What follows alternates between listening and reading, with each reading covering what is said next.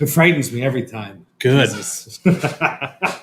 What is up, everybody? Oh, all right. So this is a bit different.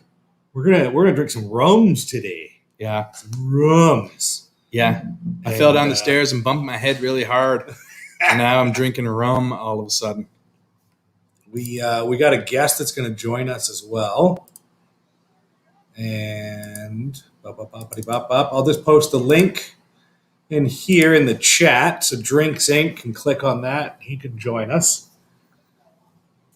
And, we're smoking some cigars and getting eaten by mosquitoes. I better shut that.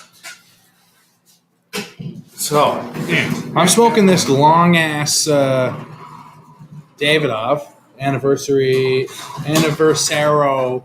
#1. Yeah, he's going to smoke that long thing, and I'm going to smoke this fat thing. The size of this fucking thing. I have smoked one of those. I have not. It's very interesting. Pure novelty that I'm excited for. Yeah. We'll see what happens. I think I'm gonna wait till I get a couple of rums in me first, though. Yeah, I think Rocky said he smoked it and he got sick. Oh, nicotine poisoning can be dangerous. Yeah, I did not get sick, and it took me 2.5 hours probably. That's long ass smoke for me, man. Yeah, for you, hell yeah, you'll have that done in like 35 minutes. Look at this. This is huge. All right, well, I'm gonna light up here too. Yeah, so I'll just tell you, we already poured our first one, and I got some reading materials, and I went by on the list that's here, and I guess I poured the wrong one first. I poured the special, a 2-year-old, not the Blanco, not the white, but we'll get to that one right after this one. I guess I poured the special Añejo. So anyway, we do have a guest. We have 2 guests. Only with 2 guests. We got one coming on first. Going to tell us about some rum, and then I also brought this because we might discuss some of this too. This was interesting. I mean, in the last week, I've gotten Josh to drink flavored whiskey and now rum. What is happening? Yeah, that's crazy, folks. That's crazy. You don't even understand. Well, I guess you do now. You've been with us long enough. Yeah, you know how it is. Yeah. You've seen how it goes. So yeah, let's bring in our guest, and when he's going to do a way better job at introducing himself than we ever can, because we're just 2 big dumb idiots. So let's bring him in. If he's ready, let's give us a thumbs up there.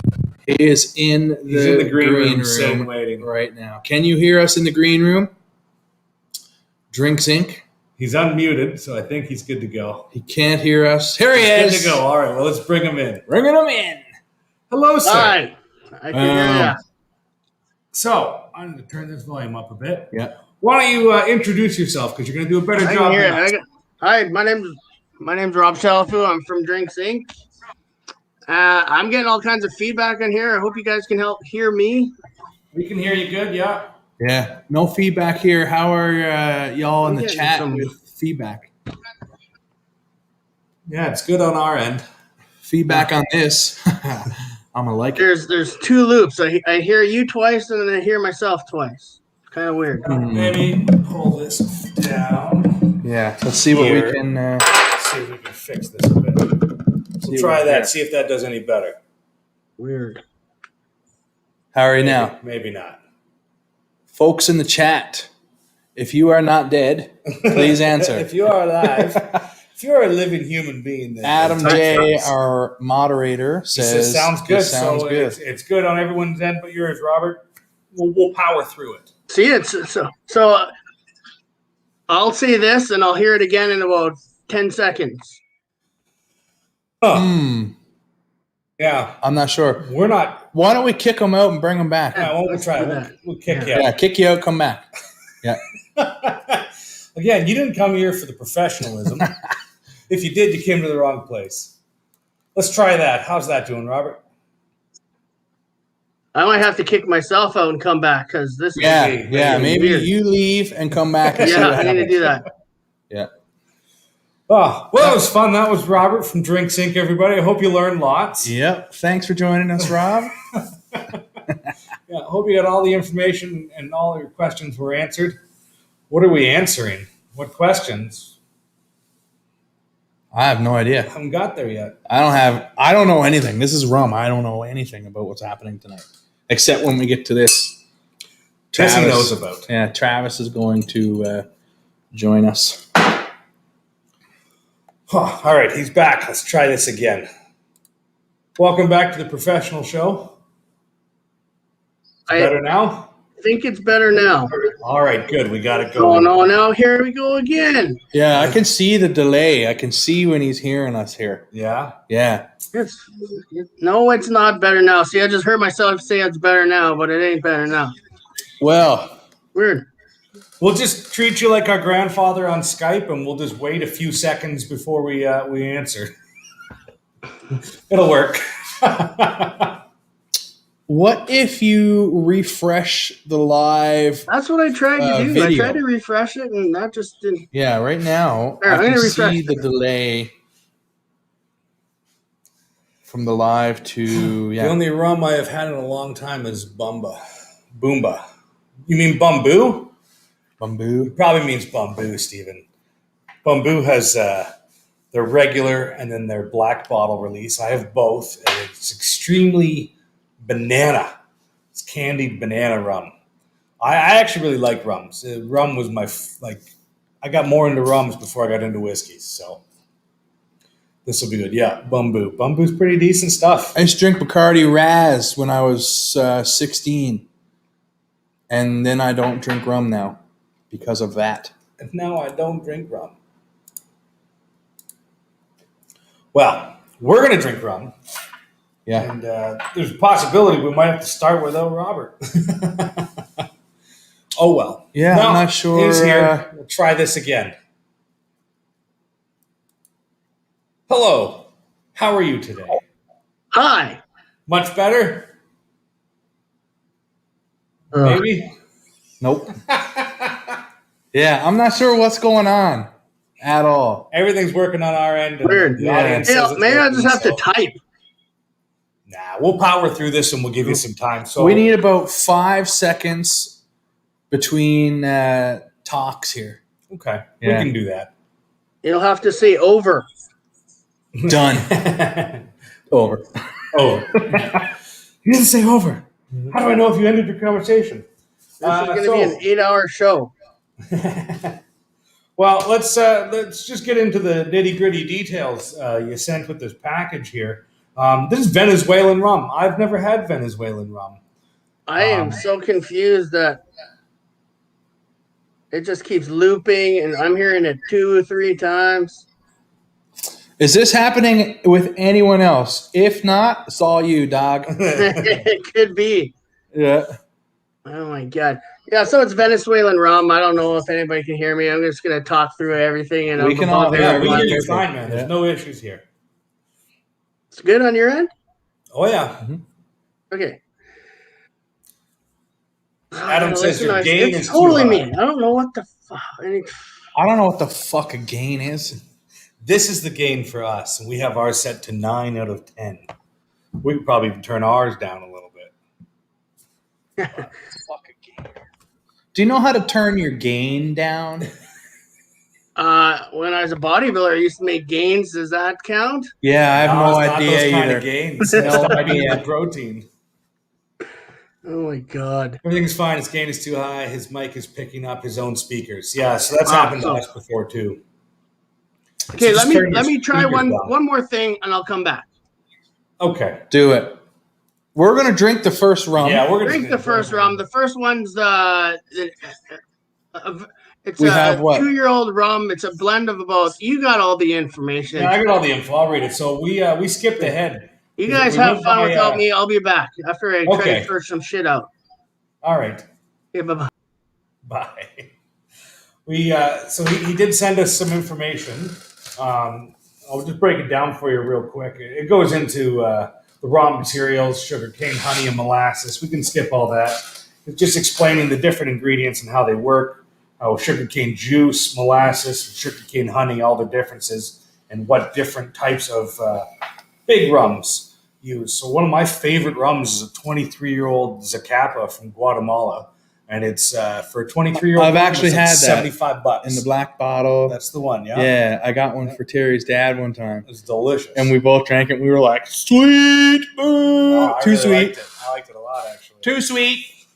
So it goes Everything on is always too sweet. for you. Yeah. Yeah, for a guy that loves sweet whiskeys, though, Oof. sweet and peated. Yeah. Oh, give me the sweet peat though. I'm ready for that. I don't think there's going to be any peated rums here, but we'll see. So it's called Calazan. That's the name of this rum. By the way. Kalamazan? Calazan. Calazan. Calazan with a C. I do have a beautiful. Oh, so not Calazan. Calazan. Calazan. Ah. Calazan? With a C. Calazan. Cavalan? Calazan. Calazan. So, so Santa Teresa is another Venezuelan rum. So these are finished in new American white oak barrels, ex-bourbon barrels, ex-beer barrels, and ex-rum barrels. And then we poured the first one. It is a 2-year-old blend of 13 to 14 rums. Ah, cool. Yeah, so let's give it a try here. Yeah, that's neat. Cheers, y'all.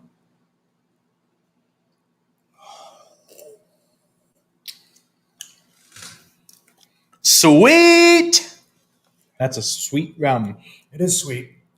Now, that's the youngest of the rums that's here. It's not bad, though. I don't mind that one. That's probably the cheapest of the bunch. But yeah, not terrible. Not terrible. This is rum. This is rum. Hmm? You finish that one? Yeah, I'm done. Okay. We have 4 more. I'm curious. I am curious. This is fairly new to me. Dave, who used to be at Keg Cork, gave me a bunch of rums one time, samples. Yeah. Yeah, and it was 3 years ago. And they're still in there. So this is the Blanco. This is the white rum. There's no color to this at all. Nope. We got our rum glasses too. This looks like water. This is what we were supposed to start with, but it was second on the list. So, wish more rums didn't have so much sugar. Adam. Should Josh not try to?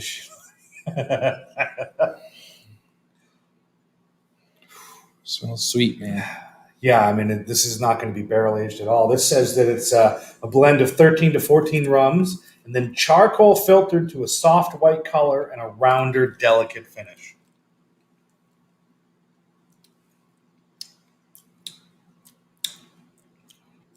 Tastes more like moonshine, Yeah. which I can get on board with.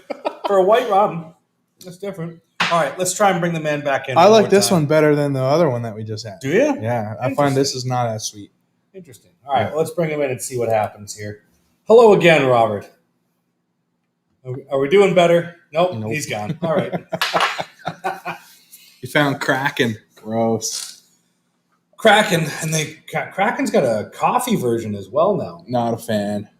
So, when we first started this channel, I needed to learn how to edit. So on my own personal YouTube page, I made a video of building a fire and killing a bottle of 30-year-old El Dorado. I like that. I like that one too. And at a price point in Ontario of almost $500, that's pretty unobtainable for most rums. Here it was like $310. So it's not working for Robert. He's not going to join us, so you'll just have to put up with us. We'd love for you to type anything that you want in the comments. Yeah. Anything that you type, Robert, we'll throw it up. Sorry that we're having these technical difficulties. We're drinking the white rum now. Yeah, we did the white second because it was second on the list. I like it better than the first one. Which is interesting to me. Because normally a white rum is not what I go for. I like dark rums. I like spiced rums. Ew! Yeah. Fucking gross.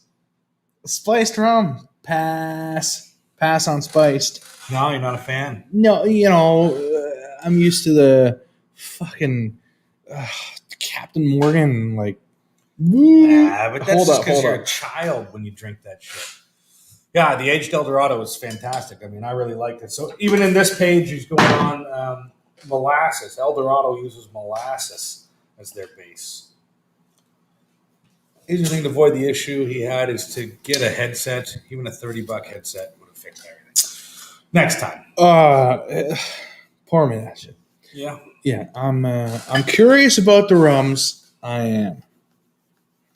This is the Añejo 4-year, the Añejo Standard. This has a totally different nose. There's a blend of 15 rums right here. Totally different. This is more like. All right.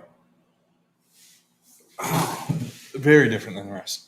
I'm going to put this back up because it's just in my way. I don't like it where it is. Put that back there. This has like, what's that fucking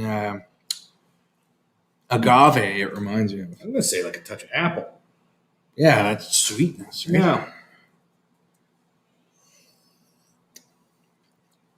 Sweet.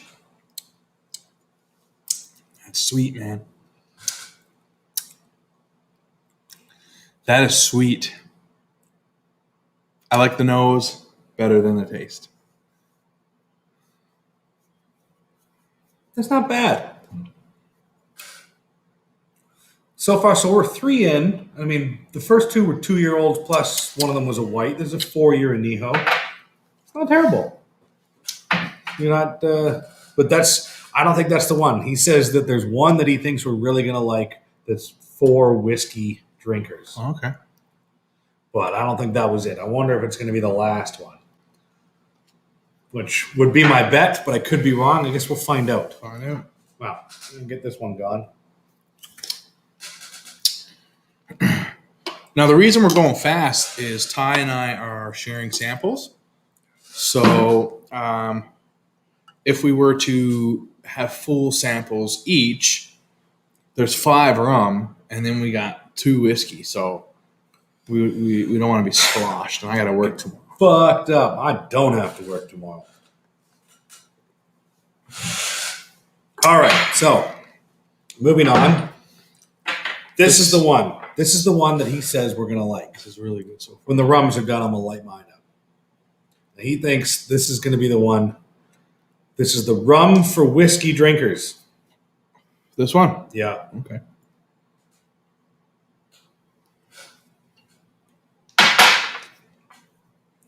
This is a Añejo Premium, 6-year-old. It's a blend of 16 rums.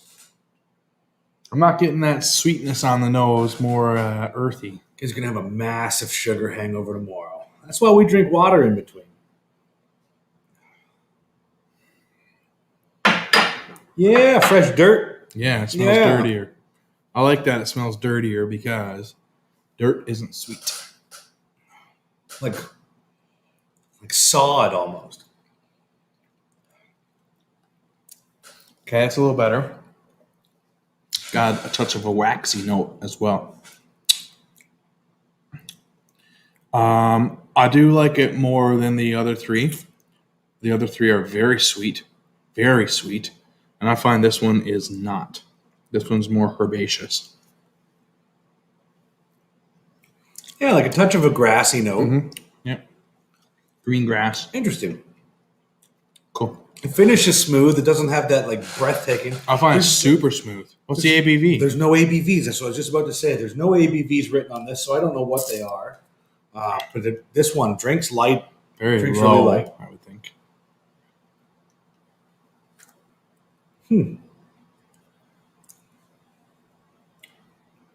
Yeah. Well, I might as well finish these ones off.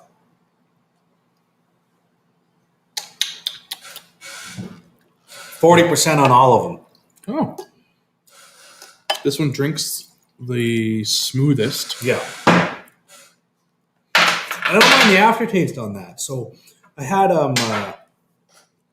not Diplomatico, Dictador, a Colombian rum that had like it started with a taste of gasoline and moved into an extremely smooth vanilla. Okay. I liked that. That's another rum I really enjoy.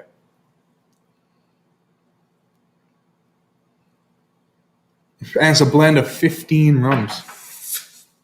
That one we just had was 16 rums. 16. Now this is the Añejo Reserva. It's a 10-year-old blend of 18 to 20 rums.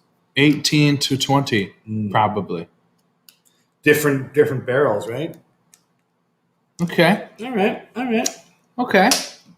I don't mind a gas note. It's a touch and, darker, a little bit redder. and a vanilla note in my whiskey. Man, I don't mind gas and vanilla at all. When I did the Dictador, I said it felt like they aged it in old diesel drums used to make cocaine. You get that plasticky. What's cocaine, Ty? Oh, it's the Peruvian marching powder. It was nasal pre-workout stuff they used when you couldn't get methamphetamines. And just, gets you going, gets the people going. 18 to 20, maybe we lost track. Well, it just says 18-20 rums.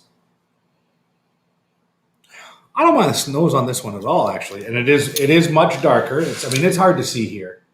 But I believe that's the one right there. This will be my second favorite of the night. Yeah? The last one was your first? The last one was the least sweet, most savory out of all that we've tried. This one's going back to sweet again, but it's a little bit mellowed out, so it's not as sweet. Let's get off track. We're not reviewing cocaine today. If you want to review cocaine with us, go ahead and check out our cocaine review channel. Yeah, we don't film that one in Canada.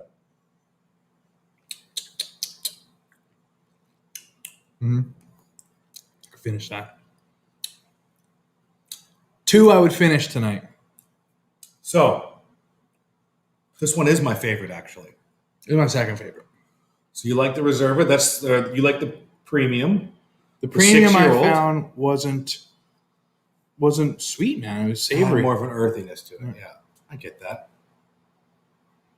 Getting shades of Scarface. How'd you get that scar? Eating pussy. Well, I'm still enjoying the nasal appraisal I got going on. Yeah, I could finish that one. The first 3, no thanks. Not interested. The 4th one, herbaceous. I could probably get into that. The 5th one, back to sweet. But got enough of a tang in there that I'm interested. Yeah. That one leaves a bit of a bite, too. Huh. Yeah, we had the conversation, Rob. And he said, man, I know you're a whiskey drinker. I know. But give them a try.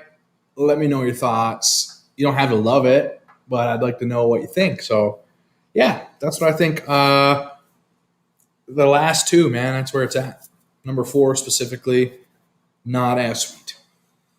We were going to have, I do have just a touch left of some of this sample. We've got a rum expert that we're going to be doing something with this summer. He is to rum what we are to whiskey, and he's local here in Fort McMurray. He wasn't able to join us tonight, but we will be doing something with him, and we'll learn some more about some rums. Generally, you don't like rum cask finished whiskeys, but we have found 1 or 2 that you did enjoy. One was a Glenlivet, I believe. No, let's not say. Oh yeah, okay. I enjoyed it. Yeah, I did. Yeah. I wouldn't go buy a bottle. I'm not that silly. But when Ty was pouring for me, I was like, "Please, sir, I want some more." So, And then we did that Springbank Madeira.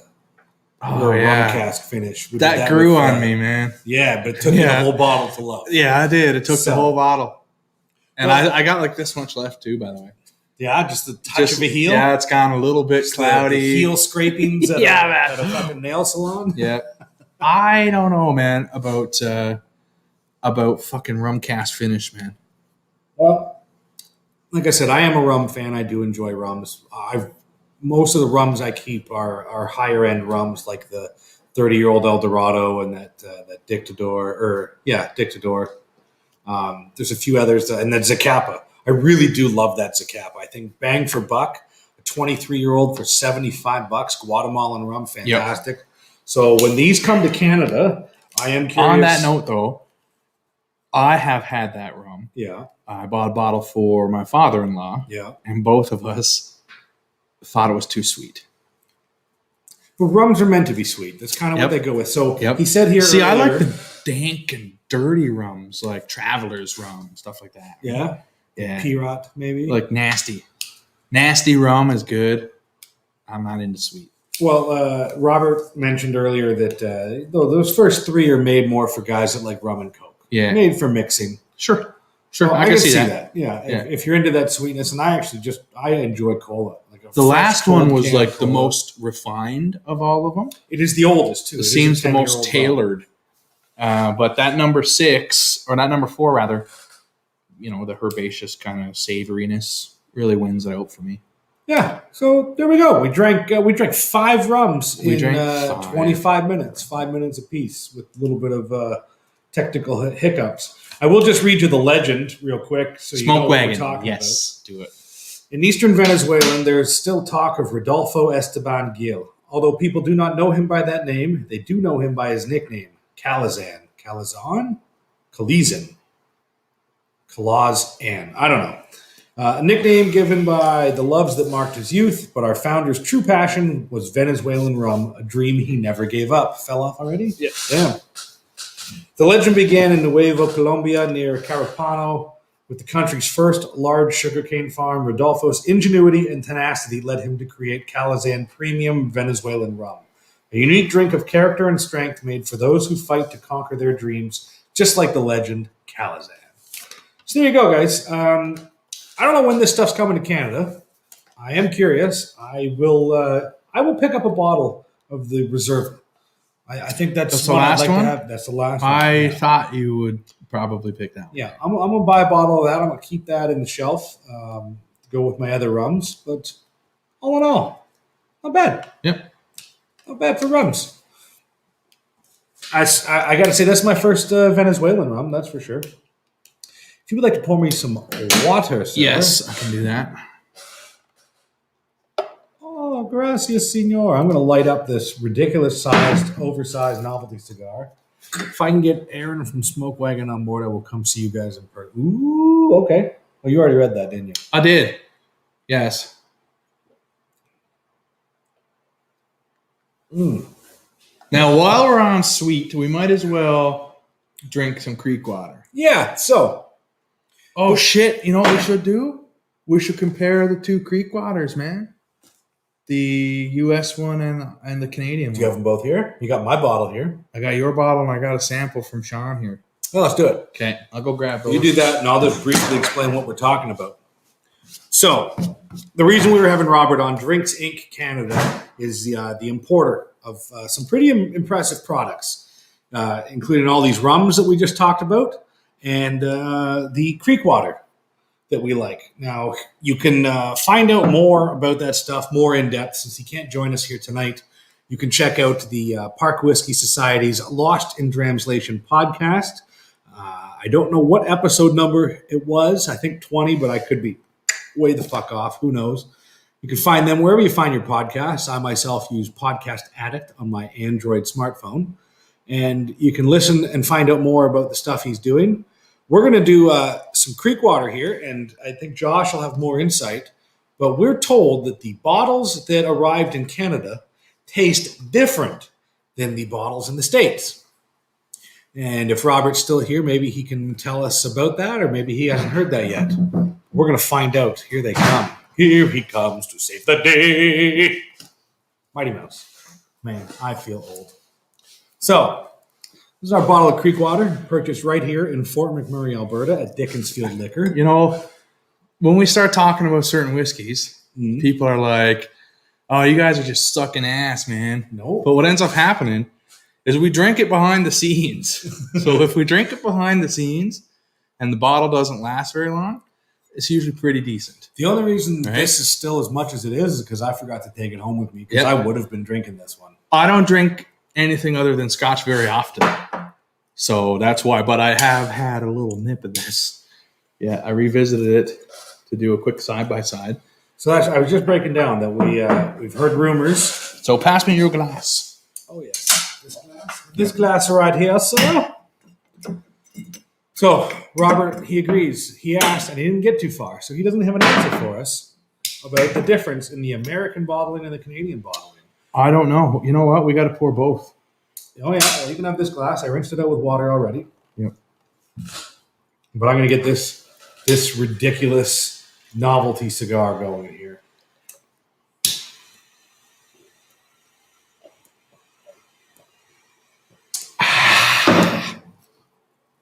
I just want to make sure there's no scent left. Oh, yeah. That's sweet. That is a sweet cigar. That is a sweet Maduro. Weird. So we have Canadian Creek water. And we're putting those in the rum glasses. And I'm going to try to save a little nip each so we can do it blind as well, just to be sure. Another time. Yeah. Okay. Yeah. Right now we can, it's not quite as, what's the word I'm searching for? I'm not sure. We need it to be completely transparent. So knowing what's in each glass has already influenced our opinion, right? So we'll just... Well, I'll tell you if I could detect a taste. I mean, my taste buds aren't as good as yours. So I might not see a difference at all. Looks like a color difference. That is, yep, there's a color difference. The American one is darker. Yeah. Okay. Oh, totally. Dude.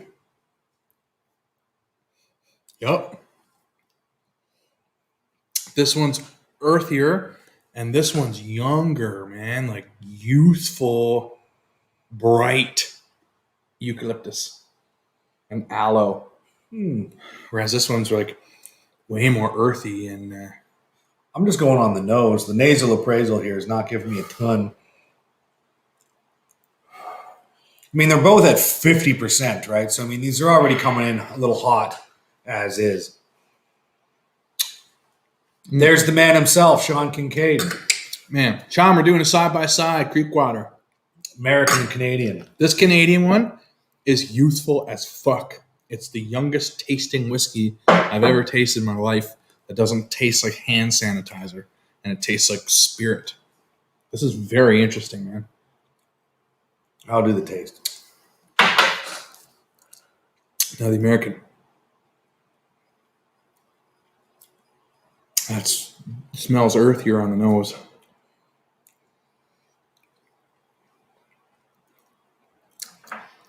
Tastes spicier, but still super youthful. Waxier. Yeah. Wow, okay. There is a difference. Wow. There is a difference, yeah. Wow. 100%, man. Yeah, we'll do this blind again, just to be sure. But as far as I'm concerned, the American one is better. Weird. Because it's more kind of spicy, but not really. Got more spicy rye. Yeah, whereas the Canadian one is just so unbelievably youthful. That's blowing my mind.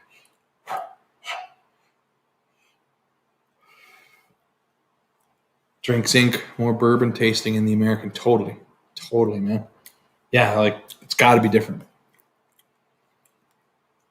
Different batch, whatever.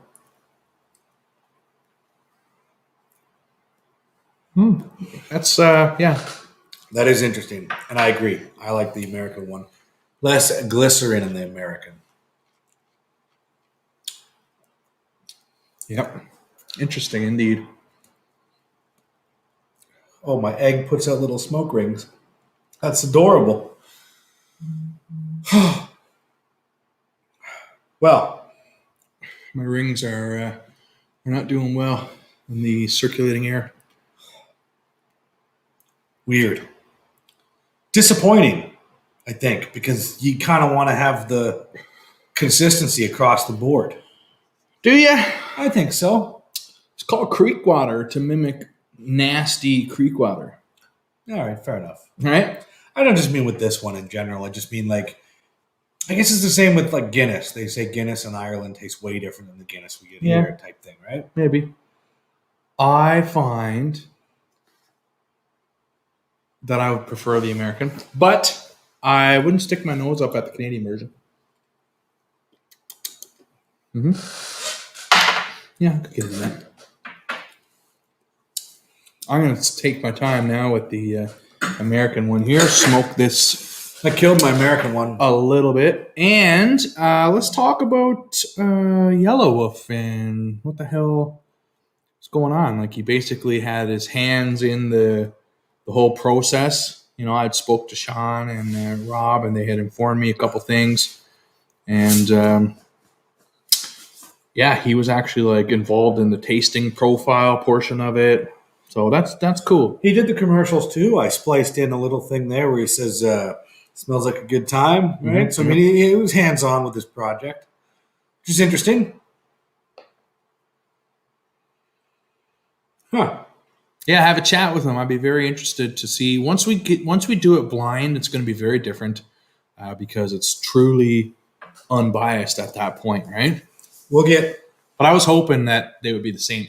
Really, I was hoping I'd like the Canadian better. Well, since it's all we can really get. Yeah. We'll have one of our producers pour it for us and mix them up. We'll put them in identical glasses, numbered on the bottom. Do it properly. I want some of this cinnamon because I actually really like this one too.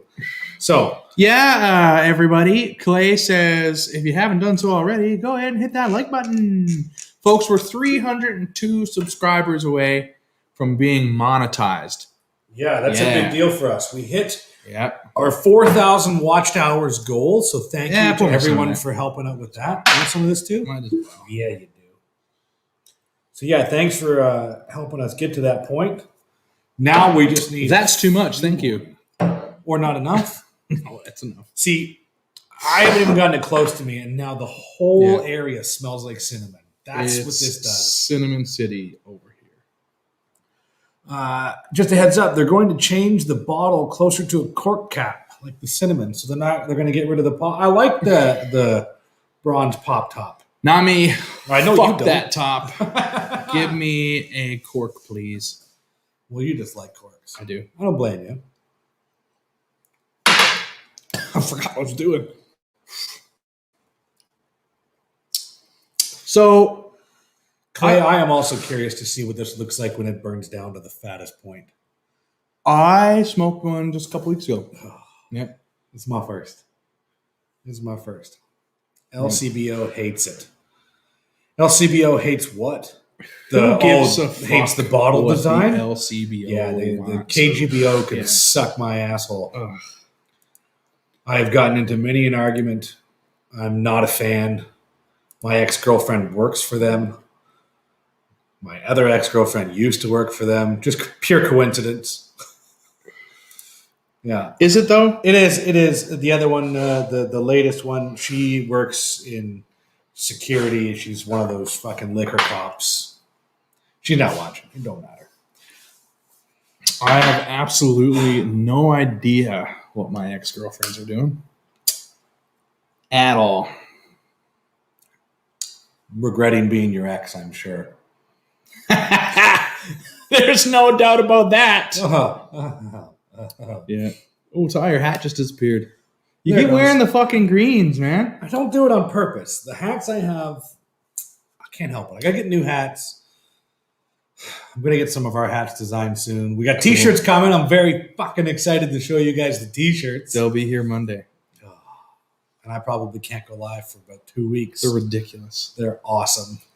Very excited. But yeah, we're gonna get some hats done too. Now, folks, why don't you go ahead and tell us what you're drinking tonight? Is anybody smoking? Yeah, I mean we're seven spirits in. Yeah, 7 different whiskeys and rums in. Oh so God, what do you guys? That. Yeah, Liquor Cop. They go around to bars and check licenses, and they go around to different store locations, and they go, oh, you should move this to this part of the shelf and underneath this camera, and where else the fuck they do. When the pandemic hit, I was enthusiastically watching dudes walk into an LCBO with a suitcase, fill it, and walk out because nobody wanted to touch anybody because they're government employees. They're told don't get involved. So now they have like armed guards at LCBOs.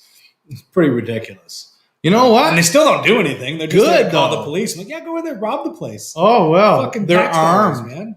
No, not armed. Sorry, I shouldn't have said okay. That. But they're dressed like they're armed, bulletproof vests and everything. Like it just. Oh, yeah. Sir, do not steal that. We will call the police. Yeah, I'm out of here. I'm wearing a mask. Yeah, see ya. You can't tell who I am. Peace out. And they just load up suitcases, I've seen rolling that suitcases, on Facebook, roll man. out. Yeah. And I was like, yeah, you go. I was so proud. I'm like, whoever's doing that, man, fuck you guys. You guys are fucking assholes. No way, man. No You're going to way. get struck by a vehicle probably because karma's watching you bitches. Well, Who the fuck does that though, right? What a bunch of losers, man. what do you mean? That pisses me off. No, man. I'm fine with stealing from the government. Nah. Well, I guess, who are you hurting? Really? Yeah. Isn't that shit in a shirt or something? More or less. Well, we're fine. Never mind. I I recant know. my statement. Yeah, if it's like, we've seen it happen here, man, where a guy came in and literally went for the R&R Yeah, we on the witnessed bottom it, shelf, and which was hilarious because he didn't give a fuck. He went in, looking around, found what he was looking for, pointed, go, ooh, reached down, Yeah. grabbed it, just walked out. he literally like reached between us. I was like, "Should we do something?" And the girl's like, "No, No, do not do anything. I wasn't going to get involved. Do not get anyway. involved. We're fine." I was like, okay, man, what the fuck, right?" So yeah, we were asking what you guys are drinking. All we got is Ben. He's drinking coffee, but he has some Eau Claire Rupert's blended with Smokehead downstairs. Oh, that's a weird. Okay, that's combination. cool. Yeah, that's interesting. Yeah. You blended Eau Claire Rupert's with Smokehead. I would assume the Smokehead elevated the Rupert's. I had Rupert's last night in a blind sampling. And I enjoyed it. okay, It wasn't my favorite of all the ones I had. I had Rupert's in a blind tasting one time, and Yeah, I was that- like, hated it. And then when we got it, it wasn't terrible. But for what it is, though, This is after I got it, and then when they told me what it was, I was like, okay, it tastes like a $30 whiskey in a tasting, and I was like, That's I'm what it is. not so much into that. Now mixing it, I really enjoyed it. So I do like Rupert's whiskey, but I much prefer it to be in a cocktail. Adam has to leave. Where are you working on a Saturday night? I don't know. Who knows? So jack of all trades. Adam, cheers. Cheers, brother. Thanks for joining us. Yeah, man. We'll see you later. That's sweet. I keep forgetting what I'm doing. Yeah, you're drinking cinnamon whiskey, bud. I gotta say, it's a lot better than Fireball, man. It reminds me of Red Hots, but like the candy taste after Red Hots. But not intense. It's not burning the tongue. or anything like that. not burning at all. Smoking and drinking later on. Splurged and bought some Cubans. Ooh, what did you get, Oh, yeah, Clay? tell us. What did you require? Look at you guys starting so early. Yeah. No, it's his fault. He's got to work in the morning. Yeah, I'm working in the AM. I'm gonna take the side out of this bastard here today. Yeah, open her up. Fuck it. It is going to get real smoky here. I mean, we're smoking some large cigars. Well, now, okay. Did anyone notice my hand? I was like, Yeah, you're the fisherman that says they caught a fish this big.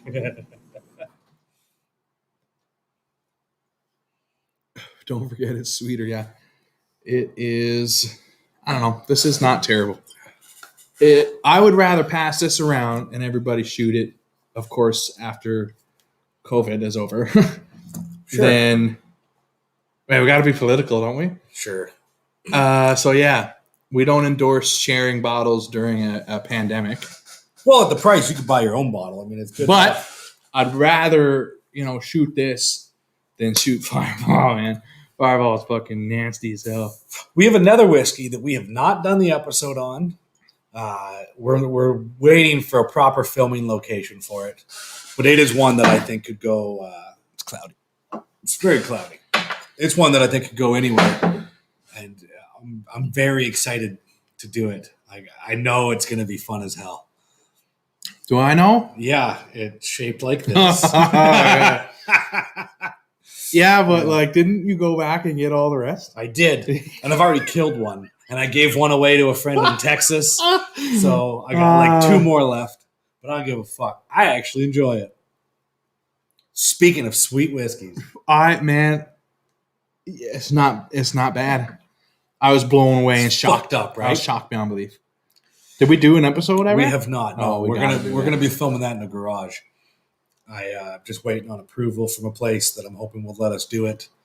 But safety concerns and whatnot, we'll still have to wear like steel toe boots and all that jazz. But yeah, it's going to be fun. Where? A local shop. Oh. Not on site. Okay. Trust me, I wanted to do it underneath a haul truck. Oh man, see, I used to build heavy hauler boxes, and we used to have down trucks in the yard, right? Like that would be a good time. Yeah. I mean, maybe we just buy tickets into the Discovery Center and just go. Both of us sit inside the cab with that fake heavy hauler they got. Man, inside. I bet if we went and spoke to them, they might let us do something. No, I bet. I don't Come in after hours, man. Who are you hurting? Maybe. Well, we can ask. We can ask. Yeah, we can. So, it's not terrible. I hate cinnamon anything, and I can drink it. It's not terrible. I actually like it. It's not that it's not terrible. It's good. It is. It's tasty stuff, man. Now, again, don't ask him because It's not bad, right? There's a 0% chance I would ever go and buy a bottle, but I don't mind drinking this. It's just I keep forgetting, and then when it hits me, I'm like, holy fuck. But yeah, this is like it's more of a candy flavored whiskey, you know, than a Fireball kind of thing. We got to compare it to Fireball. We have to because it's the most well-known cinnamon of whiskey course. there is. And then I think in the episode, because we just launched this, in the episode I talked about this rum. I should have brought that rum today. It's terrible. I was so excited for it. And What happens if I have water? the rum is bright red. You're going to add water to it? It's already watered down. Why not? See what happens. This is creek water, right? That's been watered down to 35% and then Added Yeah. flavor. That's what I understand, yeah. Could be wrong. I think that's what it is. You guys get the new Offerman and Lafroig Sherry Oak? Yes and yes. We did. Yeah. We'll be doing those I guess they got to come pretty quick, don't soon, man. Yeah. Like, soon we got a lot we got to do right away.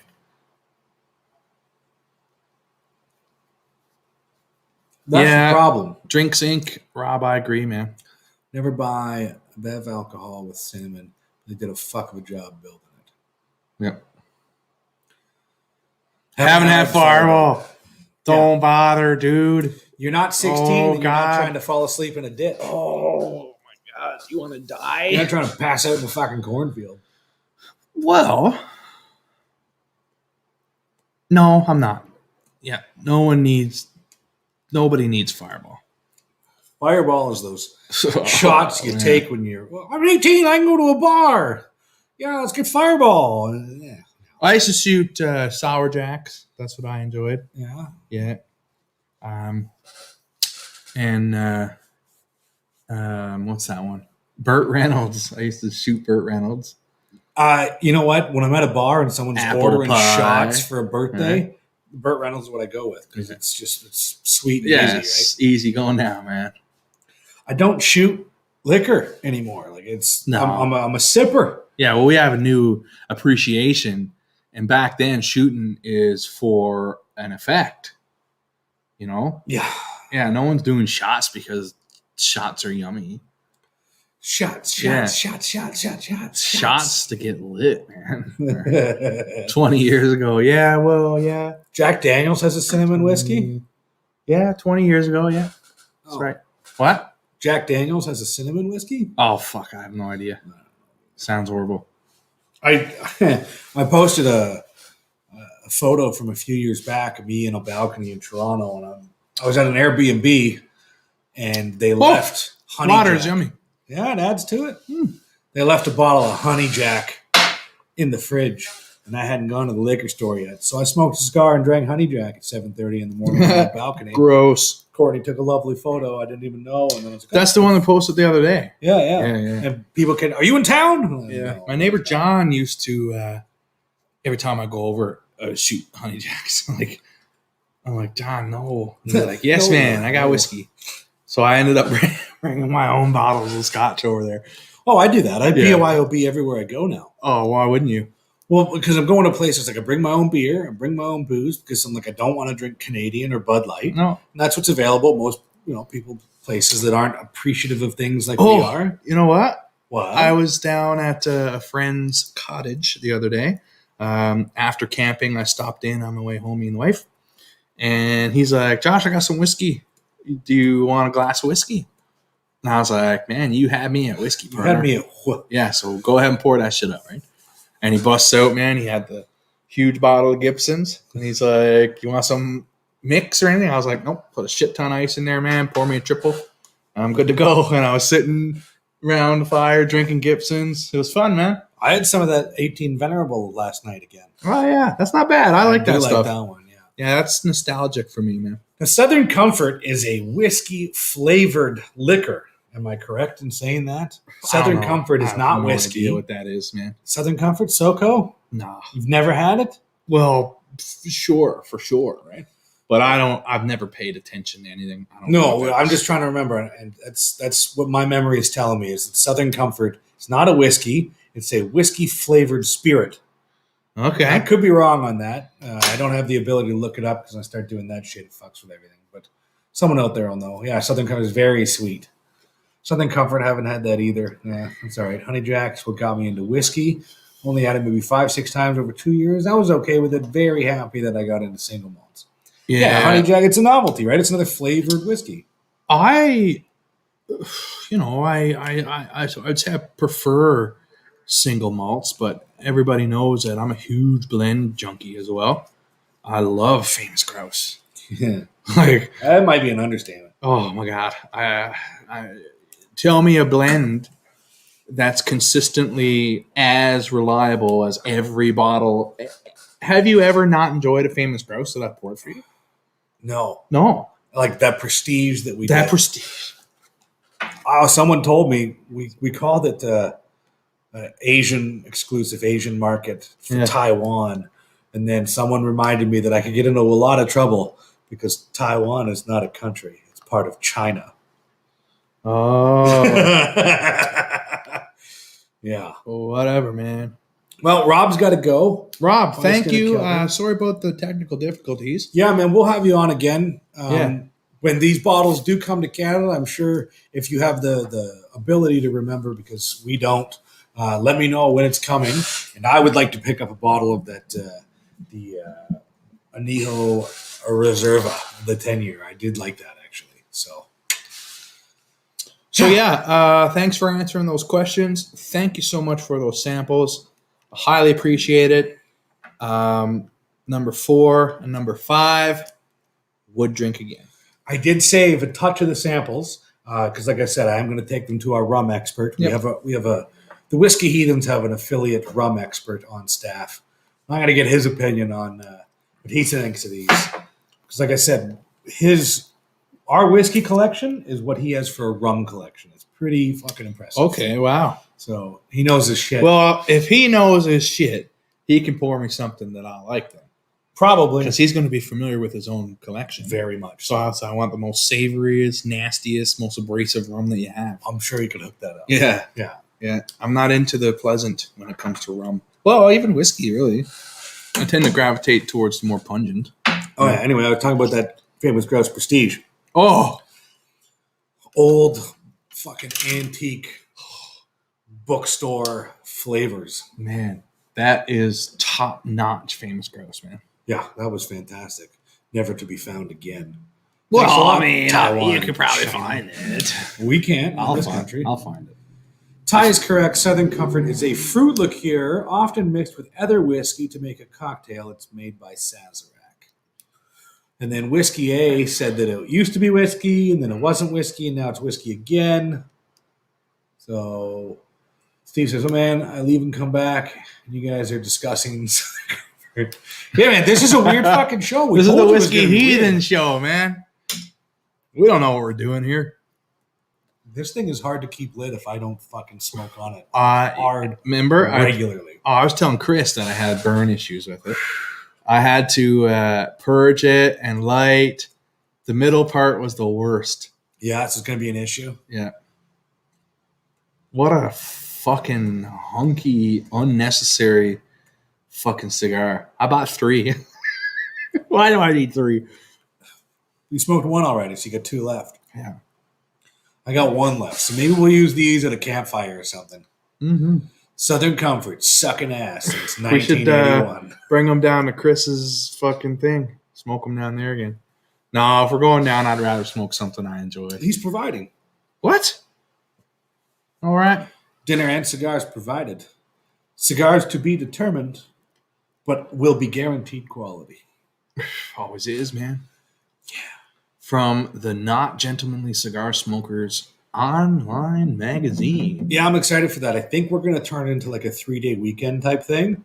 And we might even do a special Heathens thing of our own. Yeah, we're going to record a Heathens episode there. Oh, we're going to do that. But I mean, like maybe we'll have a Heathens night. Because I think that's on a Saturday. Maybe we'll do a Heathens night on the Friday and see if we can reserve a section of the patio at Q or something. And get some local peoples to join us and just have a good old time. I think we should find a local person who would host us. That'd be better. And then we can bring our own booze and treat the folks. Q might let us do that, but we'll see. Well, Dr. Q. We'll discuss that later. Q's pretty good, man. They're good to us as well. So very good to us. We have another episode of theirs coming out soon too, where we do the Dalmore Cigar Malt. Hell yeah, one of my favorites. Old school and new school. That's right. Vast, overwhelming difference between the two. I'm scared this ash is going to fall on me. There's no way this can maintain the ash. Not with this shape. I was heavily on the sauce camping. All I know is I had to keep fire on it, man. Little repairs the whole way around. I feel like I'm smoking a fucking pipe. This is why I quit smoking a pipe, because you got to constantly haul on it like every 10 seconds. Draw poked it. You draw poked this? Yeah, I had to. I don't know if that's the issue. It's just I had to, man. It made a small difference. Yeah, I think I'm okay with that. I'll keep at it. I actually smoked an Alec Bradley Tempest just the other day. You had massive issues. Oh, sad. It was a very flavorful cigar, extremely oily, and holy shit. The draw issues wasn't a deterrent. That's tunneling, huge. So the ash fell off, and it is tunneling. It's hard to see on these angles, but there's quite a hole in there. I think it'll repair itself. Well, you might have to throw some fire on. We'll see. No way, man. Look at that. It's the fucking eye of Sauron right there. Oh, yeah. The beamy brown eye. Yeah. Well, I'm really loving this Davidoff. Nice, smooth, soft smoke. Perfect draw for a fucking stick that was like that, right? You love the long ones, though. Mm-hmm. Long and tall, short and fat. We pick our cigars accordingly. Pick our cigars like our shirt size. It's Pride Month, apparently, and I got lots of friends in that community, and one of them sent me, it was a meme of Kramer from Seinfeld. 2 parts. The top part was, it's called gay sex, Jerry. It's like regular sex, but you don't need a woman to do it. I don't know why that had me fucking laughing. Yeah, I thought it's quite funny. Little purge. I really enjoyed Seinfeld when I was a younger fella. We'll get back to it soon because I'm almost done MASH. Oh, you did the MASH thing, eh? Buddy, I've been doing MASH for months. Do you know how hard it is to go through 25 episodes a season for 11 seasons? The fucking show lasted longer than the war. Wow. Yeah, man. I'm on season 9. So I got 2 more after this. Okay. I'm enjoying it, though.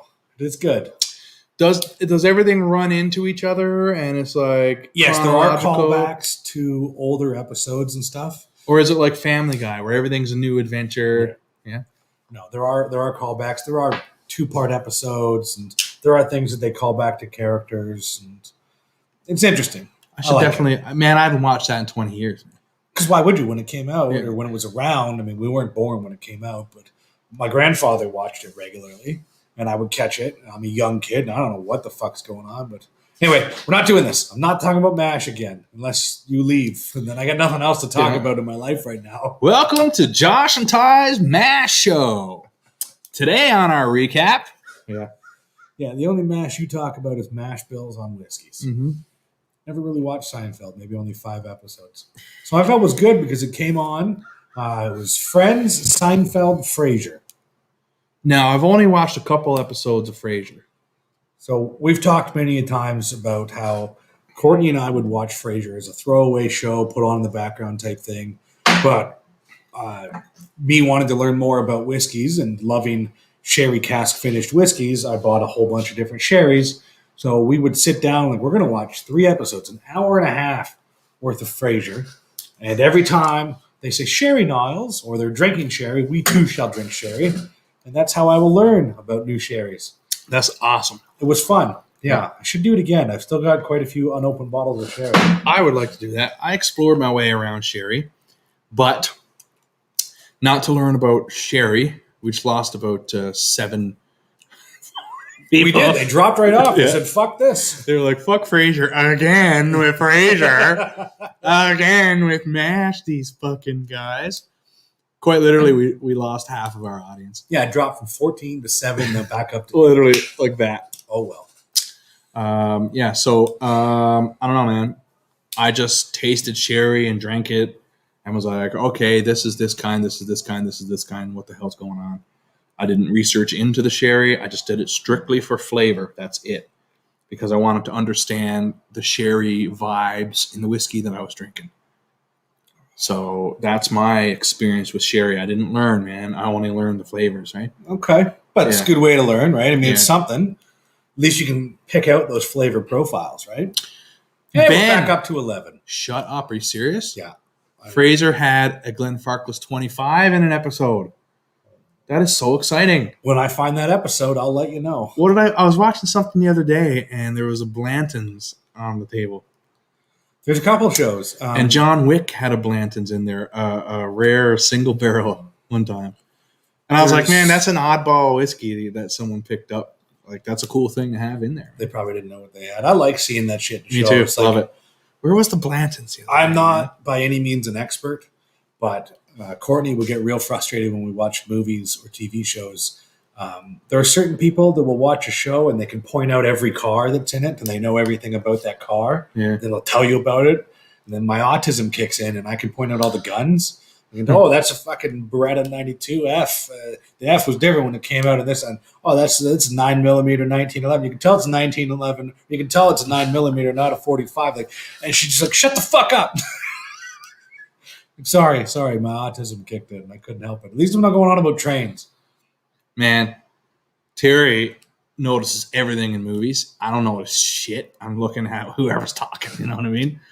And and Terry notices every mistake. And every time there's a whiskey, she pauses. And now she can recognize certain bottles, man. She's like, that's a Balvenie, isn't it? And I was like, yup. Oh, there was a Balvenie 30-year-old in that movie. The guy who played Jax was in the movie. Jax from Sons of Anarchy. The Gentleman. Yes. And he was drinking Balvenie 30, and they were film. talking about it. Yeah, man. I have one of the toddler's outfits. It just doesn't really fit right now. Okay. But when it does, I'll be rocking the shit out of it. Cool. Yeah. I love that movie, man. That was so fun. Remember when there was a show on Netflix came out called Altered Carbon? You got to take that. I keep doing this. Yeah, you do. I watched that. I noticed the Norlon glasses were in it. They were the futuristic whiskey glasses. Yep. They had what the fuck? They had a Macallan in that, I think. Oh, did they? I do notice that shit. Yeah. Harvey Specter in Suits used to drink Macallan all the time, and they would have cool Macallans. There's another show on Showtime called Billions with Damian Lewis and was it Paul Giamatti? Anyway, they're always going on about Michters. These are like I like Michters. Millionaire, billionaire hedge fund guys. Yeah, some that of the buy the Michters most are expensive fucking Michters crazy. possible. Yeah, it's interesting to see that shit when you notice it. You pay attention. It's fun. The Gentleman was a 40-year-old, right? Wonky movie. No. Gentlemen, it's a new Guy Ritchie film all about weed. Matthew McConaughey, Yeah. my ringtone. And So you got a new Charlie Hunnam. He's got a new commercial out where he No. says something else, and then he just. Oh, I'm going to have to look for it That's now. funny. I think Clay had it posted or something, maybe. I can't remember.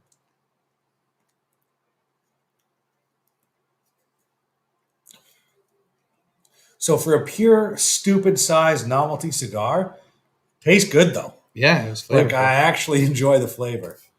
Yeah, I can see how you can get nicotine poisoning off of that. I would want to try the non-Maduro one. And that's the one Rocky had that he got sick on. Yeah? Yeah. I noticed. Connecticut. Yeah, with Chris, he's always into the dark and dirty, right? Me too. Yes. Me too. Me, I'm not so much. I'm more middle ground. Which is weird because, I'm shacked up with a ginger.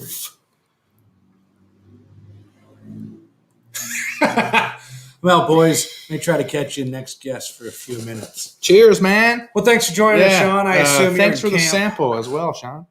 Yes. I think Sean's home now. There's another tasting happening tonight as well. Oh, is there? Yeah, YEG Whiskey Nights is doing a tasting. But yeah, thanks for the sample, Sean. Yeah, but are they doing rum? 7:30. No, they're doing 12-year-olds. 7. 7:30. Jeffrey Travis Epstein coming style. in.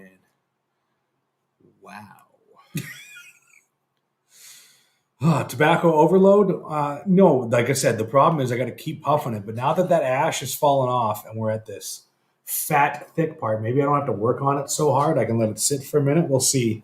But it's flavorful. It's actually quite delicious. I'm enjoying it. Gonna need a drink here or something too. Well, it's time for this. I was going to wait for Travis, but, can't wait forever. no. Travis is going to come on and tell us about everything that he can about this whiskey. Hopefully he doesn't have technical difficulties. I've never tried it, so I will only tell you nose and taste. I've had it open for a week. Half gone almost. This is fucking crazy. Paul's back. Family came in from horse riding. I'm convinced that Paul is a country boy because they got horses now. He's an evil scientist. He might be Hank Scorpio, trying to manipulate weather. We're just learning about it anyway. Oh, that's a good palate cleanser. Yes. Are these drug cookies? No. No. Non-drug cookies. Just regular cookies. Ooh, they're warm. I just took them in the oven. Oh shit. Oh. Welcome to Josh and Todd's Cookie Show. Oh, holy fuck. Pretty good. Oh, yeah. Did you make these from scratch? Sure did. Mhm. Goddamn woman, good for you. Thank you made very them all, much. so. Okay, I won't argue. Oh. Good palate cleanser right there. Bet you that would go good with the Maybe soup. Paul isn't Hank Scorpio, but maybe he's trying to start his own little Yellowstone ranch. You branded anybody yet, Paul?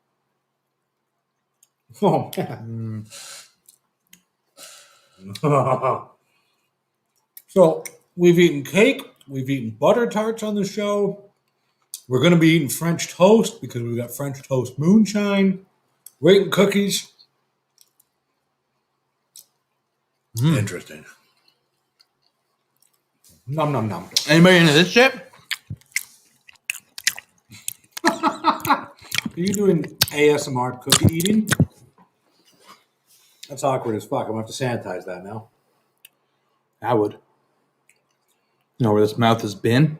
We had to make sure they're drug cookies. Well, some of us have to pass piss tests regularly. Yeah, if they were drug cookies. I can't just eat drug cookies, man. Here, most cookies are drug cookies. Well, I mean, they don't test for psilocybin and LSD, but I don't want to do that. I want to be running equipment chasing dragons. That just sounds dangerous. I'm not a fan of psilocybin at all. At all. I've only done it probably maybe 30 times. No, just joking. 30 times this year. All right. Let's do this again. It's getting hot to the touch, too. Yeah, man. Because you got to keep puffing, right? I purged it like 5 times, man. You know what? Maybe I will do a purge. Let's rub this off. No more smell left in that. I am pouring the Two Brewers, folks. I want to know what you think about Two Brewers. You ready for this? Yep.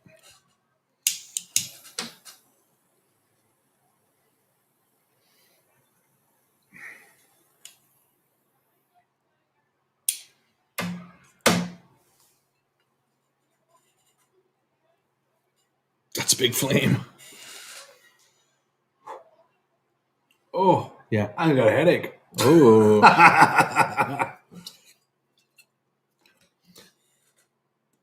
Tell me, what do you think about Two Brewers? I'm going to pour a healthy one. Where's my glass? Right there. Hit me, baby. Oh my! I'll have one more cookie before this. We get into this. I'm gonna eat them while they're hot. Yep. Nom nom nom nom nom nom. Ben loves batch 16 and 21, specifically the 21. I have no idea about batch numbers. I was talking to Dave from Two Brewers, and I was like, dude, I don't know anything about Two Brewers. I just know that I like what I taste. I don't know batches. We used to have a whole bunch of the early batches here in Fort Mac. So I would taste my way through those. You know, it's really not that You like far. Shelter Point better than Two Brewers? I would wholeheartedly disagree with that. I think Two Brewers is the best Canadian whiskey that you can buy right now. Oh shit! What a ringing endorsement. No. This is the best Canadian whiskey that I've ever tasted in my life. What are you saying? Best I've ever tasted. Those are mighty big words, sir. Hands down. There's All no right. competition. I have never had it. It's gonna be my first time. There's nothing that can Let's compete with cleanse it. this palate. I've had probably as many Two Brewers as I've had Shelter Point. Where is Two Brewers located in the Yukon? Um, Are they in Whitehorse? I have no idea. Anybody know? Where exactly are they? All right. No, I don't know. This is a single barrel pick whiskey, It's barrel 204, which is a peated PX cask. And Travis is going to come on in 15 minutes, and he's going to give us a complete breakdown and a complete rundown of what this is. I'm going to pour a little more. What is the ABV on that? 47? I will tell you. Okay, tell me. I would like you to taste it first. Just smelling it, it smells strong.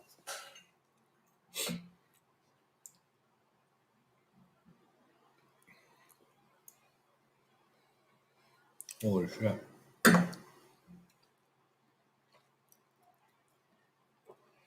Holy shit.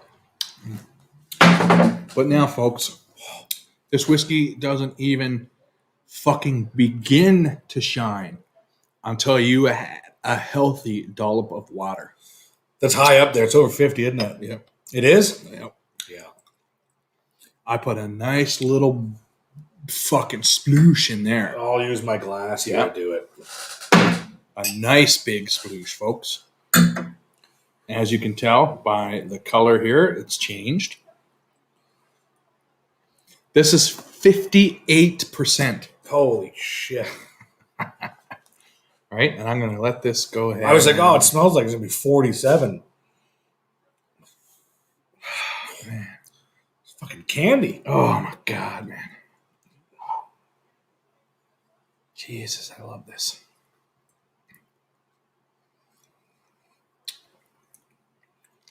That is pretty fantastic. Holy shit. Now, with the cookie, it's definitely changed this fairly drastically.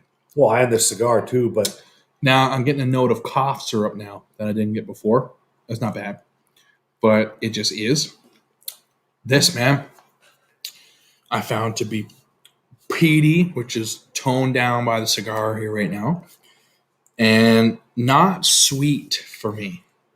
Oh, it's sweet for me. I was expecting a PX Sherry Bomb. And it's not. It's a PX Kiss. I think it's a perfect amount of PX in this, man.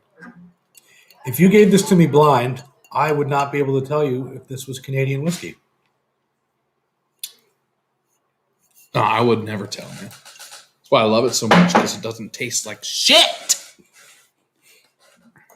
Wow. Wow. So I would be very, very interested when we actually sit down and review this for an episode. Because Not with cookies, not with cigars. Yeah, because you're going to find it so different, Ty. This is not even remotely holding up right now. This is really fucking good now. To the cookies and stuff. The cookies, as far as I'm concerned, fucking ruined everything. You're a liar because they enhanced everything. They were good. But that's the problem. Weed in them that I like. That was the problem. They kind of got my palate all fucked up with their receptors. But this is a great. Whiskey, great whiskey. Show me something else in Canada that's doing this, man. Is that cask strength? I would say you're pretty close. Pretty damn close. Probably not cask strength. I don't know how old this is. I do, actually. I have it in my notes, but I don't want to say anything about that. I want Travis to say all that. All right. He'll give us some info. Man, I just hope he fucking doesn't have issues. But if so, we'll just let him talk. Let him do his thing, and we'll take it from there. Throw it in there. Maybe while we're waiting for him, anybody else perhaps cares to join. Paul says he gave us both private cask samples to join. No, he gave not to us, to John, the whiskey neighbor. neighbor. I was going to say, I don't know who the whiskey neighbor is. John, the whiskey neighbor, is another YouTube channel out of Edmonton doing some interesting reviews. Oh, cool. He commented on one of our videos recently. I don't know which one it was. I don't know. We need to do better at checking our comments more. Apparently, your school teacher has been watching. Your math teacher. Yeah, Mr. Stockley. Cheers, dog. Man, I used to call that motherfucker home. I'd be like, man, I don't know what I'm doing. I'm here trying to figure out these math equations. I don't know what in the fuck's going on, man. 8. So I like, man, I got to call Mr. Stockley, right? And I'd call him, and he'd talk me through these math problems, man, at home. Like, this was a righteous dude, man. Yeah? This was a righteous dude who cared that we learn math, man. He cared. Gave a shit, eh? Yeah. One time someone sent me a riddle, and it was this big fucking long ass, I don't know, man. I had no idea. So I was like, Mr. Stockley will know this. And I sent him the riddle, and he sent me all the workings and shit. Like, he's a cool cat, man. He's a good teacher, man. He left an impact on my life, that guy. Still following you and watching on YouTube now. Man. I had a couple drinks with him when I was home a couple years ago. Nice. I had a flask with me with Auchentoshan and 3-wood in there because I was like, everybody will think that's fairly pleasant. Yeah. So I was pouring it for some people, and yeah, it's fun. Interesting. It was real fun, man. I don't know if there's any teachers I would actually give a shit about from back in the day. One teacher. Mr. Stockley was a cool cat, man. Yep. This went out on me. I'm shocked. This is still going strong. I'm watching it. I feel like I should be doing like a sage ceremony and just removing demons around here. There it is. Yeah, this is delightful. I mean, this probably should have took me maybe 2 hours, and I think I'll be pretty much on that mark. I'm about 40 minutes into this thing, and I'm not even at the halfway mark yet. Brutal. I went and got a big, long-ass stogie so I could kind of keep up with you, Yeah. and not a I chance. told you to get 2. Now I'm going to smoke 2 big fatties. That's okay. I went all week without smoking. I was a little bit under the weather. Oh, that happens. And Pregnancy cramps? oh, No. no, fuck no. And I also went without smoking because I had a little ulcer thing on my tongue. Oh, Yeah. I blame the Alec Bradley, the Tempest. really? Yeah. Shitty. From me doing with that, man. You know? Fuck. Pissed me off. I got a write-up almost finished Fucking jerk. for not gentlemanly cigar smokers as well. On that cigar? Yeah. You shitting on it? Yeah. Oh, yeah. Hey, at least you're putting out the honest truth, Well, man. I mean, it's a good flavor. I really enjoy the flavor of the stogie, man. And I draw poked it, and it did not help at all. At all, dude. That's a shame. Yeah, man. Fuck. That's a goddamn shame. I told my wife, I was like, I will not buy this again. Nope. But then I was like, maybe I should buy it, see if it can redeem itself, right? See, because I've had a lot of great Alec Bradleys. I have a shit ton of Alec Bradley. I bought a sampler. Yeah? Mm. I gave a post embargo to our friend JP. Alec Bradley post embargo. I think I have one left. I've had a bunch of their lost arts, which I do like. Their magic toast, and I don't recall liking it all that much. I have a magic toast. Yeah, that's one of the first ones I ever smoked with you, actually. Was it? Yeah. I didn't think I ever had it. Maybe you didn't. No, I don't know. I just have No, I had it. It was I got here that I smoked it. piles of bands in there. Yeah. Yeah. Still don't know what we do with them. They're just sitting there. We're going to line a table eventually. Yeah, perhaps.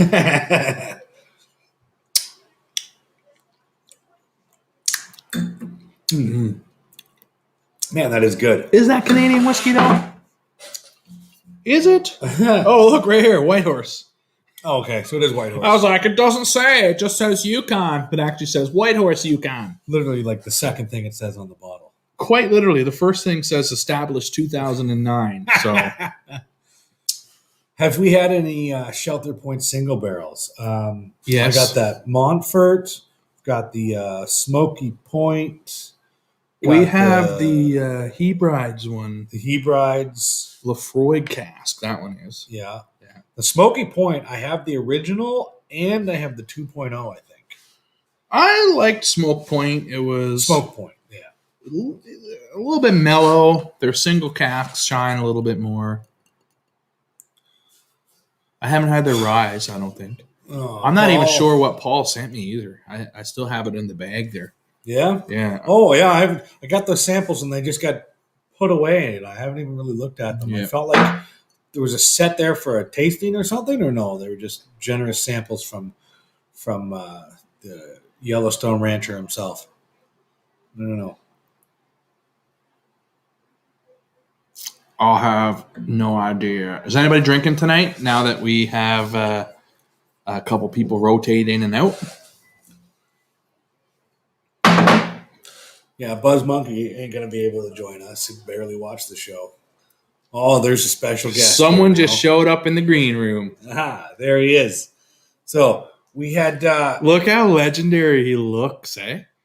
What a fucking guy, man. looks like he just recently shaved his head. Nope, Oh. there's still hair in there. Yeah. Let's bring him in. Yeah. Hopefully, we don't have technical difficulties like we did with our first guest. If we do, Travis, we're going to let you do most of the talking, and then we'll do most of the talking. If that's the case, we won't do a back and forth so much. We'll let each other speak a little bit. So give us a thumbs up if you're ready. We're going to bring in the legendary Travis from Edmonton Scotch Club. Boom. There he is. How are you, sir? Good. How are you two doing?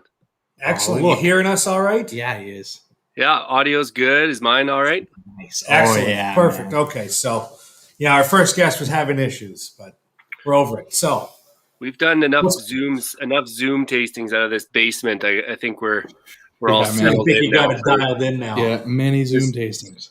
the virtual stuff. I saw you guys. I was getting the kids down and saw you. You're already sipping on that bad boy. Dude, Oh yeah, this is my first time, and damn, man, this is fantastic. so good, man. I'm just close to the end of my first bottle, so I'm hoping I might finish this with you two while we're chatting. Josh is Easy. moving through pretty quick. Yeah, man. I've been drinking this every night since I opened it. And you got two, you said, right, Josh? Yeah. It's not gonna last, is it? Well, I was like, I'm going to keep one for 15 years or 15 months or weeks, probably days. Minutes. Yeah. Oh, bottle kill. Boom. Almost a full bulb, too. Nice. So there goes number one. Yeah, it's I mean, anytime you make a cast selection, waste any time. This is only our second pick, but there's a sense of nervousness when you have 300 bottles of a whiskey that you picked going out across the country, some into the United States, and I mean, when you start to hear people giving you feedback, it's nice to. It's a sense of relief, to be honest. Yeah. Oh, for sure, man. For sure. Like, that's a big investment too, right? It's like when you get maternity photos done, you want to be told that your baby's ugly. Like, yeah, this is like, folks, when you're doing a pick, tens and tens and tens of thousands of dollars are usually tied up in stuff like this, right? So it's a 30,000. I mean, this is basically a $30,000 barrel, right? So there you go. Averaged out to around you get about around $100 a bottle. We set some bottles aside to raise money for Drams for Fams. So Sure. Bottle number one is signed by the two co-owners of the distillery, Bob, and I'm going to forget the second guy's name because I usually deal with Bob. So we're going to raffle that off at the next Drams for Fams to try and raise a little money. But yeah, what do you mean? There's two of the guys there? Yeah, it's Bob, and someone might be able to chime in. There's a second. It's the two Brewers, right? They were originally Brewers. Bob is one, and I think, someone will chime in. Someone knows his name. I don't know. But they basically gave us, 300 bottles at $100 a pop, so it's $30,000. But with the network of whiskey people we have in this community now, it's literally, it was one email. I sent one email. Yeah. I never got that email, Travis. You're on the list now though, Ty.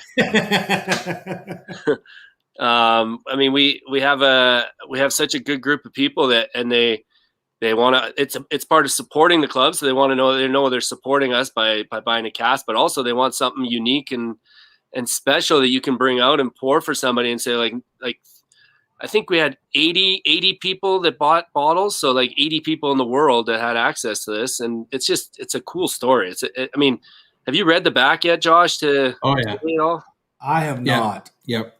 I went into this completely blind with no information. He couldn't even read the words White Horse on it. Yeah. So yeah, the story is they did a special release of this bottle. And they did a special release for, I think it was Keno in the Yukon. It was the town of Keno for their like anniversary or their birthday or 100th birthday or something like that. And Yukon Dave showed me the bottle and he said, "This is like, we can allow you to tell a story on the back." And I was like, "Oh, well, let's put this out." So I sent an email to our club members and I said, "We need to make this special." So we had about 4 or 5 submissions of sort of write-ups. And the gist of the write-up, we wanted it to be something along the lines of the connection between two brewers and our club in the sense of Drams for Fams and charity and raising money for the food bank. Because they've been pretty heavily involved, correct? Yeah. Yukon Dave presented at the first ever Drams for Fams. He presented Yukon, I want to say it was batch 1, 2, or 3, I want to say. Yeah. Young whiskey, stood up really well in a crazy lineup. And then I think starting in Drams for Fams Part 2, Bob Baxter started making a point of flying from the Yukon just to come to Drams for Fams. Like he would fly in, present at Drams for Fams, and literally fly home a day or two later. Like he was coming just to be there because it was that special to him. So the write-up on the back, our director of music and ambiance, Tom Reiki, ended up writing this. And the idea was we wanted it to explain sort of why whiskey's special, why the two brewers is special, and why this cask and stuff is special. And I don't know, if you want to read it later, I don't really know if we want to read the whole thing, but it's a nice sort of, I don't know, pulls everything together nicely. Even on the front label too, it at the end it says harmony tailored for friends and sharing, and that kind of ties into what's on the back there. It's It's really cool. It got a little blurb about your Scotch club formed in 2015 and the friendship there. Got a little blurb about Drams for Fams. So this is a pretty cool and special bottle.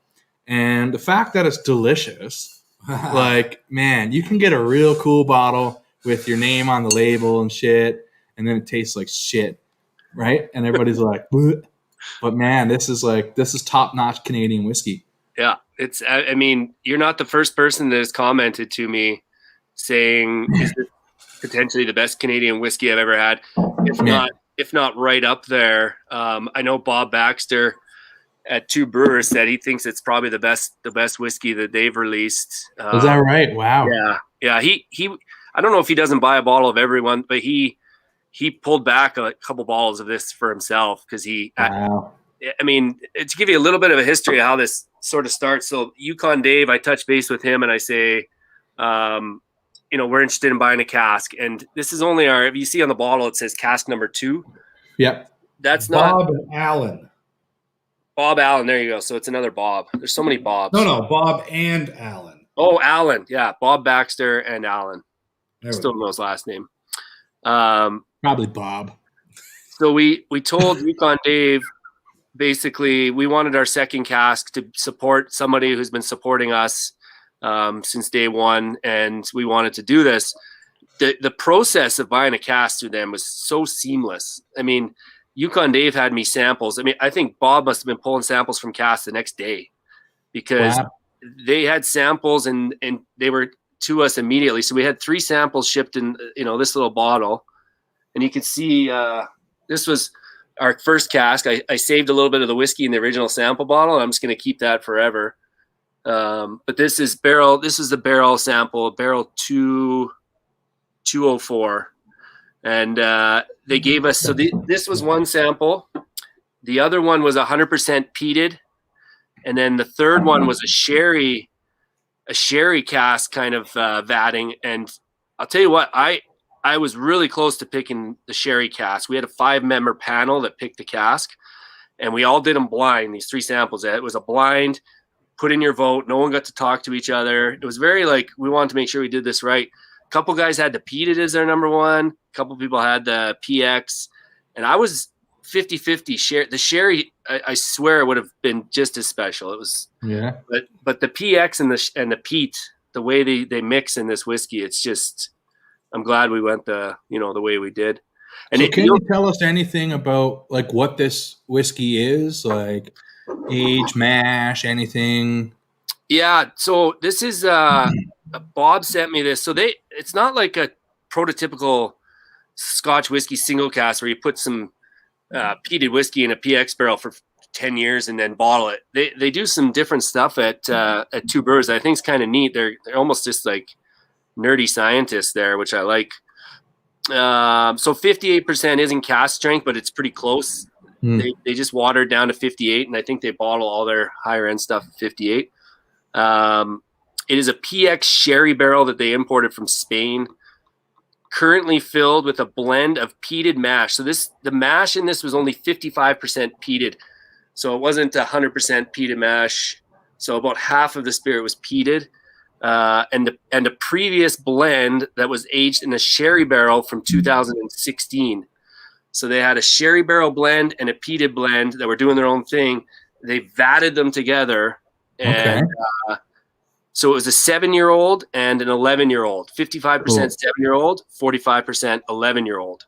11 years old is some of the oldest whiskey from the distillery. It's got to be right from the early ages. They were 2009. Yeah. So that's some of the first spirit out of that. Very cool, man. Very fucking cool.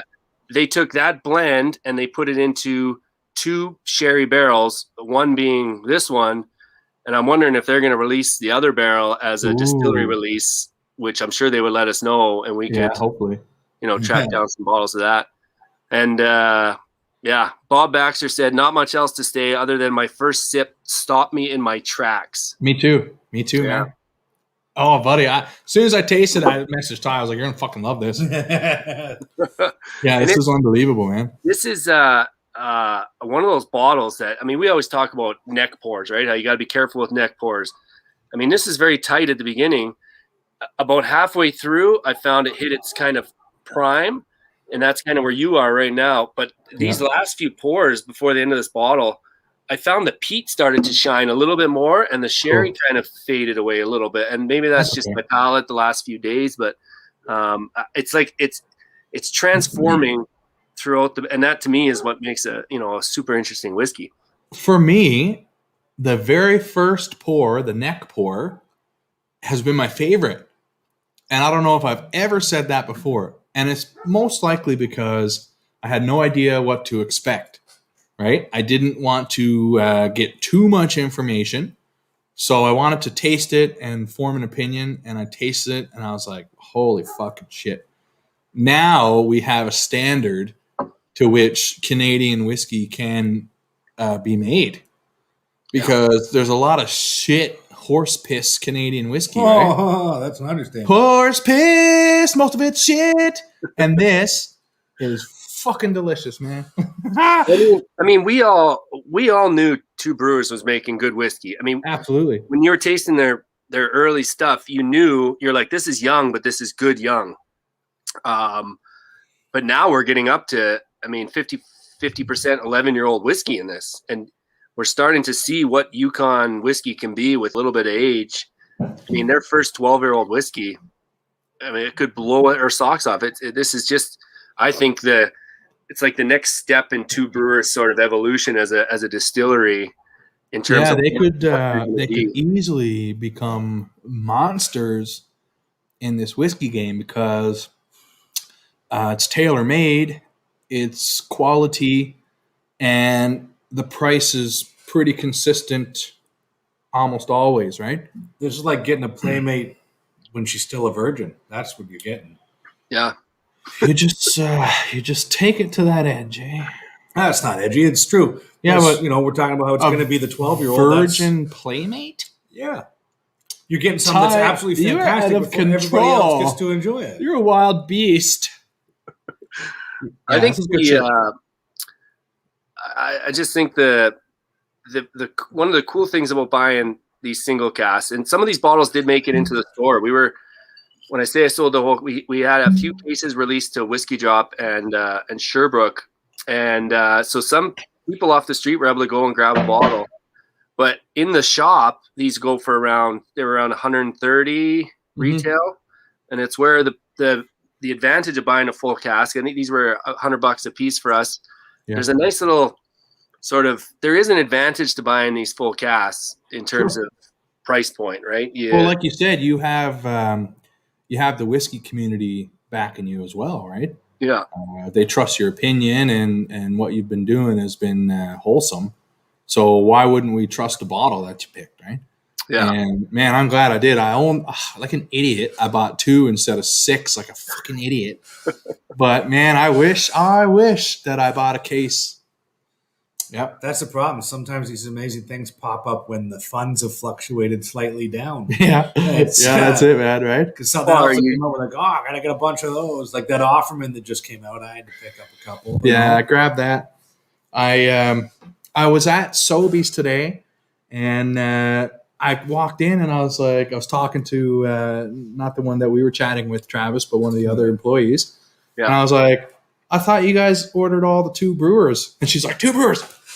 And she basically runs, not 2 Brewers, sorry, Boulder. And she runs over and she's like, you missed it. You walked right past it. And here's the Boulder lineup. And I could see that several bottles had already been bought. So I was like, yes, this is exciting. Like, we know which whiskeys are good and bring it in and the people will buy it, right? If I bring it, they will go. Yeah, it's really exciting to get that aspect here as well. Oh, but, it's crazy how hard it's been. I mean, we tried with my former company as well, but it's crazy how hard it's been to get you guys some good whiskey up there. It's hard, man. We tried with a little smaller, more independent shop, and it's like I don't think they understand the amount of whiskey nerds up there, and they don't. You don't have to bring in 15 cases of this stuff. I went to Sobeys and she's like, oh, you're here for Boulder. And I was like, yeah. I was like, I'll take one of those now. And this was right after the tasting. I went and bought the only one they had there immediately. And I don't run out to buy American whiskey, right? But I literally was like, gotta go grab this. And she's like, do you want me to bring all the rest in? So let me put you in contact with some people here first. And then she brought it all in anyway. And people are buying it, man. People are impressed. So it's pretty fun to see. Hopefully we can see this whiskey community in Fort McMurray grow a little bit as well. And, we're trying. Yeah, man. maybe next time we can get some crazy 2 brewers and stuff or whatever's coming down the pipe for y'all, right? If the shop there knows that they can bring in an oddball, like, I mean, for me, the getting in a few cases of something early, I basically said to her, like, you're the only shop in Fort Mac that I'll deal with if you're willing to bring this stuff in. I don't need 4 shops up there.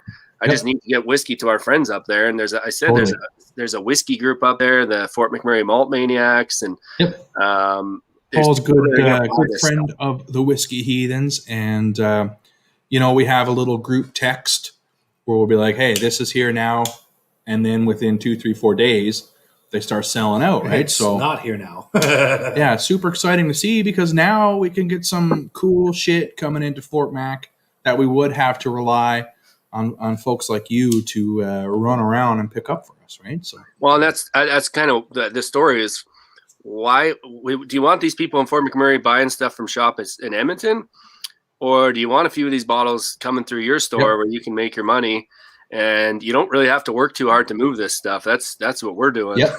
Well, that's what I said to her. Like, we could go to Wine and Beyond and save our X number of dollars, but like, why? Right? Why does it have to be like that? Why can't you just bring some cool shit in? And she's like, "Oh, I can. Yeah. Let's do it. Let's bring it in." So Sobeys, Fort Mac, if you're watching, Sobeys is going to be the new hub, man, where you can get everything cool. Well, and it's interesting because I mean, Sobeys is not it's a big beast of a business, right? And I don't have any experience working with them. I've submitted proposals to them. But each Sobeys manager has a little bit of leeway to bring in some stuff that they want, and that's 100%, man. That was the leeway. She's like, "This is my shop. I want to keep these people happy up here." And so that was my go-to shop before the floods and before the fires. Yeah. And then after the fires, they had to chuck all their whiskey. After the floods, they had to chuck all their whiskey. They were worried about mold spores and stuff. Yeah. And man, they had crazy old Dusties that I would just go pick up one at a time here and there, right?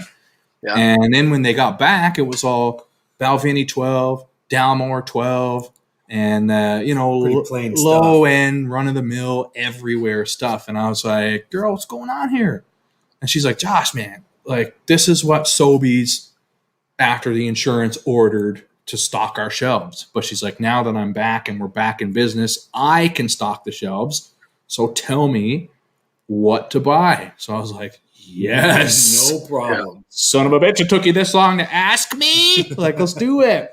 So yeah, we've been having fun with that, man. I mean, you still might not get, some of these special releases like you might not get all of those up there, but smaller importers like ourselves or like Igor, Heads and Tails, like I can see no reason why Igor wouldn't be able to work with them and say, "Hey, I will send a case of our next Lecheg up to Fort Mac," and Josh will just buy it all in one. Dude, rest and be thankful Lecheg is on the shelf at Sobeys, man. There you go. Like, what? What are you talking about? Yeah. I thought that was extinct. Like, it's sold out all over Edmonton. I used to talk about the comedy community in Edmonton, where Fort Mac, we're essentially just a suburb, but we're a suburb you got to drive 5 hours to get to. So we're just like a tiny satellite mini town of Edmonton that you just have to, drive much further to get to. Into the fucking frozen wilderness. Well, you two, I mean, I've talked a little bit to Josh about this, but I mean, I have a strong connection with Fort Mac, and like my mother and father were hippies up there back in the day. My dad used to work at the refinery, and they lived in a trapper's cabin in the woods as hippies with no running water and no electricity for almost 2 years. And like, so here's my dad, a hippie living in the forest, and then he would hitchhike to work at the refineries and the plants during the day. So it's like the hippie side, and then I got to make a living side of life there. Hippies with money, yippies. Yeah. So And your soon to be potentially maybe brother-in-law is here now. So Sean is now hosting. What radio station is it? 107. He's on Mix. Oh, the new DJ. Yeah. Oh, okay. He's been doing great. And Yeah, he's been asking a lot about local, man. Like, where do I go? What do I do? Tell me, what the fuck is a Birchwood Trail? Like, tell me what's up here, right? Well, he's a big beer guy. Is there a decent brewery up there? There is a half decent brewery that I've been dealing with lately. They've really been improving. It used to be it was called Wood Buffalo, and they were a sponsor of mine years ago. But this new one's called 57 North Kitchen and Brewery. They don't have a distiller's license, so they're only making beer right now. But they've got now 6 beers canned, and they've got a new one that I'm going to go pick up tomorrow, a new Hefeweizen. I'm excited for. Yeah. I love Hefeweizen. Yeah, so do I. So You know what we need to do, Ty? We need to get you on the radio show talking about your shower beer reviews. I think that's the plan. Actually, that'd be cool, man. I'm sure he would be all over it because he used to bring me beers back. His last spot, I forget. He was in Prince George or something. He's far away, but they had a good brewery there, and they would bring me beers back. And so that'd be a pretty fun little interview. I bet he would be all over that for. Yeah, that'd be cool, man. We've got a very interesting beer community here as well. There's a guy on Instagram, Fine Things Fermented. He's Matt. He's our go-to beer guy. Forgeron.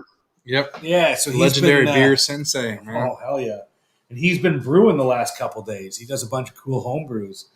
But he's got some very interesting stuff. And that brewery that's here, I guess I can talk about it. They're going to be hosting a feature beer every Tuesday.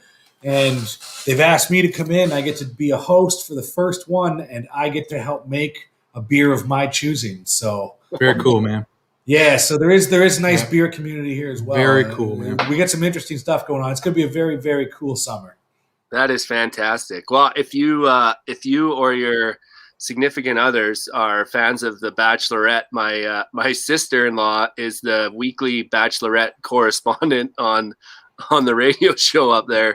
So he brings her on to give a little recap of the episode. So we got more Fort Mac connections than before. So excellent. Yeah, it's nice to connect our two communities, man. Yeah. Well, and I was, you know that I was up there for the fires, and that was the first time I ever spent more than 3 hours up there for a hockey game. So I feel like a strong connection to that community and the friendships building between all of us. And yeah, man, it's all one big whiskey community, but we all have our little pockets all over that are. Yeah, it's super fun, man. And these pockets are kind of like merging a little bit too. Becoming a Venn diagram. Yeah, it's getting cool, man. It's a cool time to be a whiskey fan in Alberta. I'm actually going to be doing. Go ahead. I can't see the comments right now, but I'm guessing it's our usual suspects. I mean, a big group of people that we all know, and all through this, and hopefully some of them are able to pour a dram of this while they're watching. Paul Bovis is here, and he loves this bottle. He says it totally evolves. Yep. He was talking when you said it changes as we go through. And Paul agreed. He said it's evolving as the bottle is emptying. So I'm excited to see what this holds. I'm going to likely parafilm this to pour me a little bit more after we do an episode, just so I can just let it sit on the shelf for 6 months or so. Because yeah. But I'll probably just break the parafilm and drink it. I just can't stop. I'm actually going to be doing a shower beer next week, Travis. That. You're going to be very interested in. You were very kind. One of the first times we ever met, you gifted me a can of Far Hefeweizen. Yes. That's the original one too, like the good one. Original. Yeah. And now there's a new version out, and the can is slightly different, and it tastes very different. Very different. So I'm going to do both in the shower together. Oh, so you have the original? I have the original because you gave it to me. Yeah.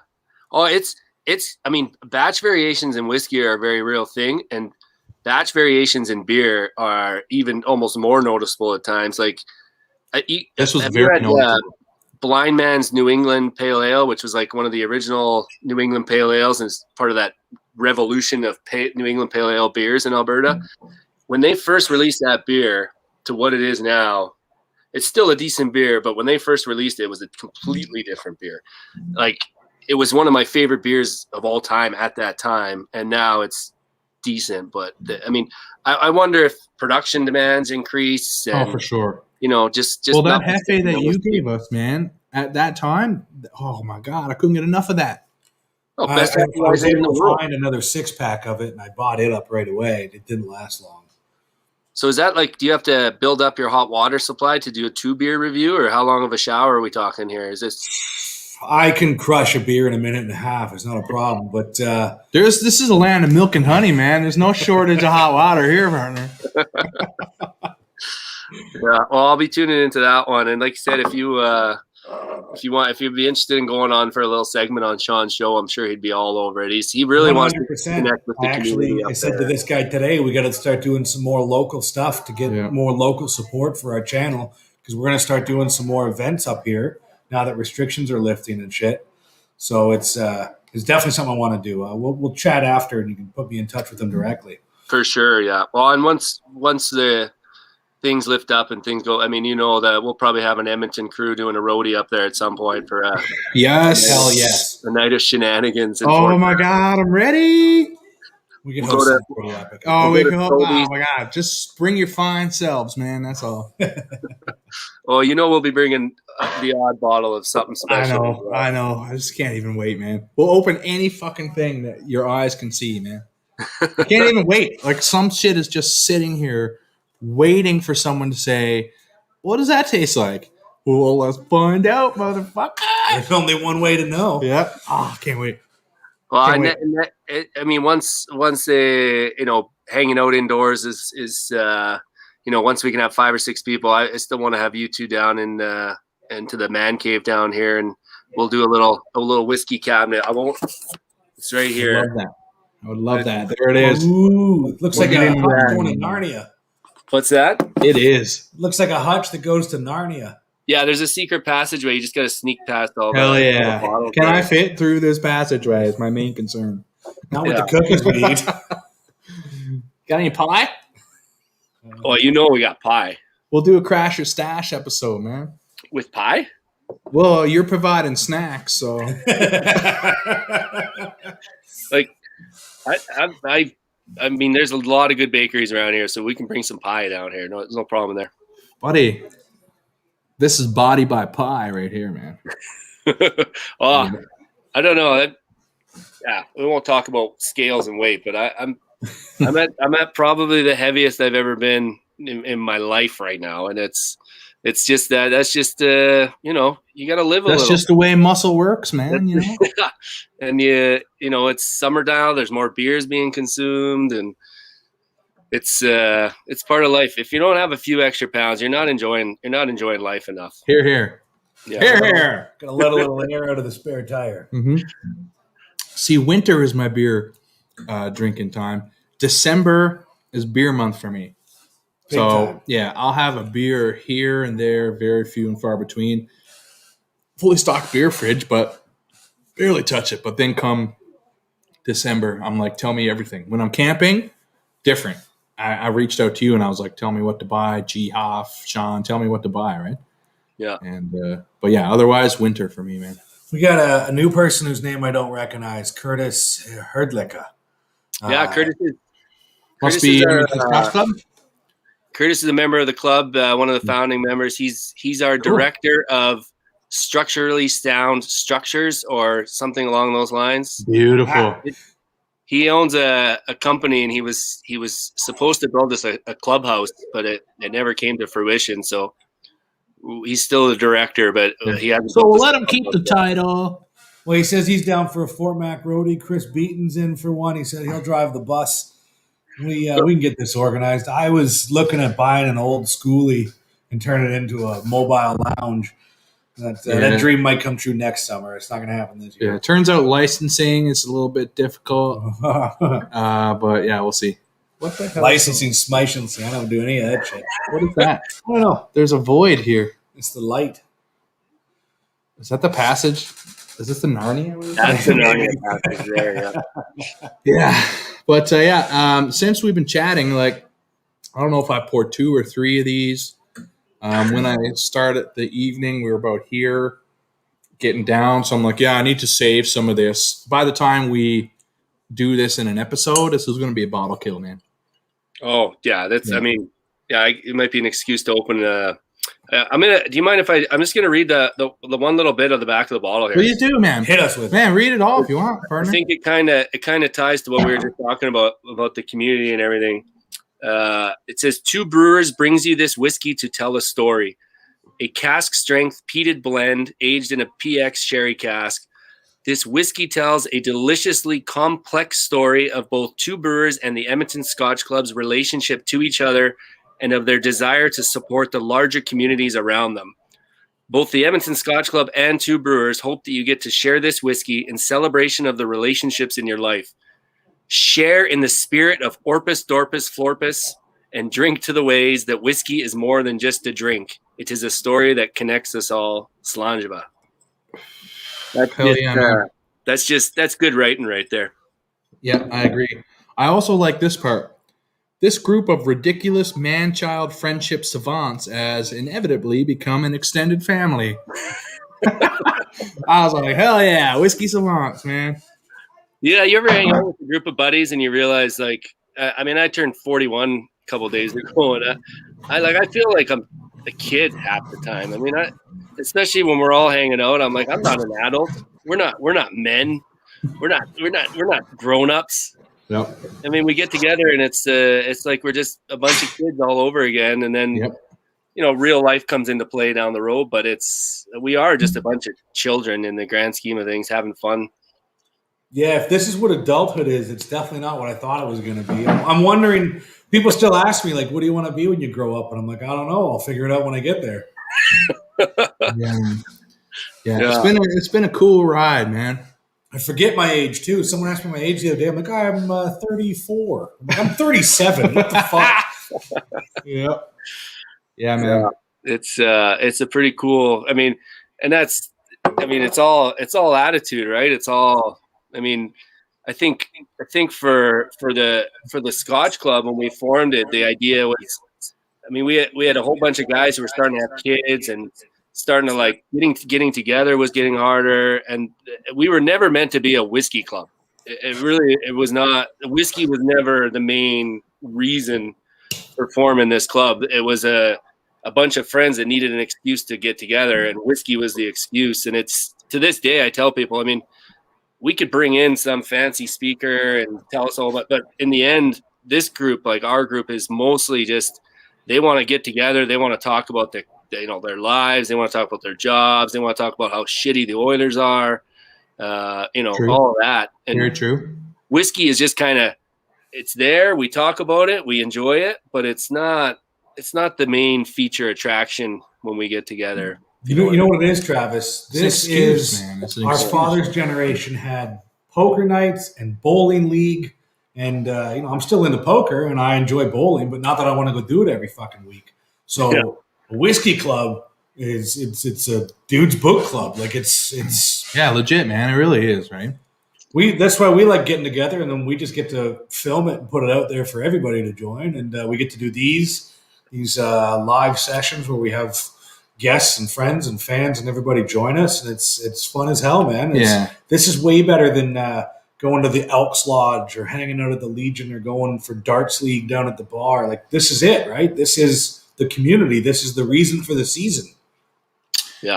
I've been in many different communities. We've had this conversation many times before, but it seems like wherever I go, there's someone there from the whiskey community, and we meet up. Ottawa, for example, flew down for a wedding, met up with Bad News Bruce, and he's like, come in, try 13 whiskeys that I have lined up in my home brew. And by the end of the night, he's like, hey, meet my friends. And the next morning I was like, who in the fuck? What friends? Like, I had no recollection of what happened. Like, Who are all my new friends? Yeah, lost in Ottawa. It was just an excuse to get together and bullshit for a couple hours, man. And I mean, if whiskey is the excuse, it's a pretty good excuse. I don't know if it's the excuse. It's the catalyst. Yeah, that's a good word. Write that down, everybody. Catalyst. It's the word of the day. Well, and it gives you. It's sort of like when you get together to watch a hockey game, or the hockey game is on, and you're watching it with your friends. It gives you something to talk about, but it's more it's a catalyst to get together and hang out and have a couple beers. We love talking about whiskey. I mean, it's just something that that's kind of what unites us now, especially the bigger whole community. Or it is what unites us, is that we love nerding out and talking about whiskey. How many other friends outside that community can you talk about a bottle of whiskey the way we just did without pouring the shit out of them? And like, I mean, I'm very careful. I try to be like where I don't get too crazy, because I mean, I'll bore people in a hurry, But I used to do that like with Harley. I worked at Harley, just talking motorcycles with guys, and if someone doesn't ride, they don't give a fuck about your conversation. Sports memorabilia I used to be in. Yeah, I do with stand-up. I mean, you kind of realize that I think everybody loves stand-up comedy. So my fault is that the people that really love it end up doing it. So then I end up hanging out with mostly comedians. And then you try to have that conversation. It was like, yeah, I like watching Dave Chappelle and I like George Carlin. Like, yeah, but you know any of the new comedians? You go to local shows often, and you just bore them to death with inside baseball on comedy shop talk. Nobody gives a fuck. You know what I mean? So nobody gives a fuck except the people that really give a fuck. Man. Right? Yeah. I think we've been fortunate to, when I say we, I mean we in a very broad spectrum have been pretty fortunate to kind of stumble upon each other. Instagram has been a huge driving force in our community. It's very easy to stay connected through Instagram. Now we've branched onto the YouTube and stuff, which I don't have a fucking clue what's going on most of the time.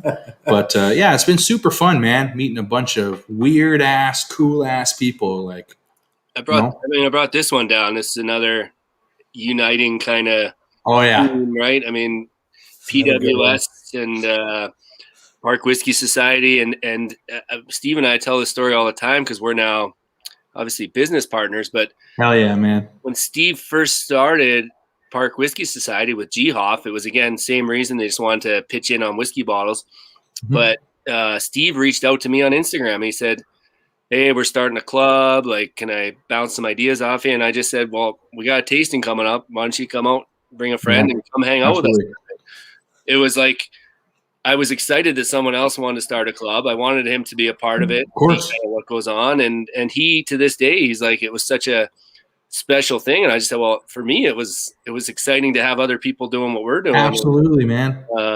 But again, that's gangster shit. That's gangster, man. Drinking lots of water, lifting up the homies, man. That's what it's all about. Yeah. I mean, it's very cool, man. I don't even remember what tasting. They might remember which one they were at, but it kickstarted things, and I never ended up even joining Park Whiskey Society as a club because I had enough other things going on. I was like, I can't commit to, I'll come as a guest, but it's just kind of neat how that is, turned into so much more. Cool, even when you guys are like partnering up there and doing your thing, nothing to do with me in any way, shape, or form. And I was just like fucking beyond excited, man. I was giddy. I was like, oh my God, this is so exciting. Because, at the end of the day, we all get to be a part of whatever the fuck you're doing too, right? And it's fun, man. Listen, we sent one email to both of our kind of email lists, and we had a 90-person tasting from one email. Yep. If you want to talk about, I guarantee you, like, not all 90 people necessarily were all that excited about trying 5 new American whiskeys, but 90 people wanted to show some support for Steve and I in a new venture. And exactly, it was our goal was 40 for that tasting. And wow. When we kept hitting higher numbers, we were like, well, when do we cut it off? And I was like, well, my Zoom will allow me to host 100. So let's just cut it at 90, and then by the time you add me and Steve and Alistair, the host, and the brewer and filler, so it just goes to show you there is a community that it's just, I mean, without that, the people buying our bottles right now early on are people that we know, but then they're posting a picture of it on their social media or telling their friends about it, and then their friends are buying a bottle. And it's for a small company that has made not a penny and has put in some money, and where the support is just fantastic. And it's, good, man. I don't think we would have done this if we didn't know that we had such a crazy supportive community that we knew we could kind of, That makes sense, man. And I was one of those guys. I was like, okay, a bunch of American whiskey, typical Steve, right? But then like we had Steve's picks on the Whiskey Heathens, man. And I was like, Steve has been directing my bourbon journey, like single-handedly. He hasn't led us astray. He hasn't led us astray. One of his picks, which was Ryan's pick, 1792, won Bourbon of the Year, or second runner-up. Bourbon of the Year was the Russells, which again Steve pointed me to, and Ryan picked. But with that Boulder, sorry? He just released another 1792, eh? Yeah, he full disclosure, he gave me one. So we're gonna be tasting that pretty soon. I have high hopes for that. Ryan's pick seems to be very similar in their consistency. Profile. Yeah. That oak bombs, very spicy, right? But with the Boulder tasting, I was like, man, my Scotch drinking mustache doesn't usually buy American whiskey unless Steve tells me to. Yeah. So then when you and Steve were like, dude, this is more of a Scotch drinker's American style whiskey. And then I was like, okay, 44% malt. Yeah, okay, I'm listening now, right? Yeah. And then I tasted them. The only thing that I didn't like, wouldn't even say I didn't like it. I wasn't a fan of the Ginsky. It was a little bit too sweet for me. That's all. I didn't mind it. Right? But everybody else loved it. But to me, I'm not a fan of so much sweetness. But every other one, I loved it. I went out and grabbed the only one available in Fort Mac immediately after. I got the sherry one now. I'm going to be grabbing the port one tomorrow. Like, there's not very often I'm like, oh my God, I need to go and grab these so I can drink them all. Yeah. But I'm like, hell yeah, man. They're here in Fort Mac and I can go grab them all. And it's only because you guys are like, yeah, man, I think you're going to like this. I was like, oh shit, I do. Yeah. Well, I do like it. Even having Alistair, the guy who made this stuff and who created him and Ryan walking me through each one I was so impressed with just how engaging they were and how he was happy to tell us everything that he could. Oh yeah. And for me, I mean, how many big American, Buffalo Trace, or how many intimate moments are you going to get like that with most of these distilleries? Totally. I mean, it was a whiskey nerd moment for me. I was just I was just giddy the whole night, just smiling. We were happy to be there and like happy to be a part of what was happening. Right? It was a cool, fun experience, man. We couldn't wait for everybody else. We banged through our samples pretty quick though. Okay, move on to the next one. Try this next one. Yeah. You had a special night that night though. That was praise be to Harambe. Dicks out for Harambe. We had a special Harambe night planned, but we still went through them. We still had a really good time. Again, we highly appreciate y'all. Dude, I'm not just trying to suck your ass here either. Like, if you had something that was shitty, Pride Month. Go ahead. Yeah, I'm gonna tell you that I didn't enjoy it. That's fine. Well, but I did. I enjoyed them all, man. It was cool. It was very cool. The Ginsky it's not like that was not put in there to be like everyone loved it. It was more like a wrap up the night, give it a shot, something different. Yeah. And to me, it was like a palate cleanser, like a little digestive at the end of a steak or something, right? Yeah. Someone asked me today, what separates a barrel-aged gin? So that gin was aged for 2 years in a new virgin char 3 cask. What separates the only difference between that and a 2-year-old whiskey is that the gin has botanicals, right? Yeah. That would be the only difference because it's a distilled spirit aged in a cask. So someone asked me, why is that not just called a whiskey? And I was like, well, I don't. And it must be the botanicals. Yeah.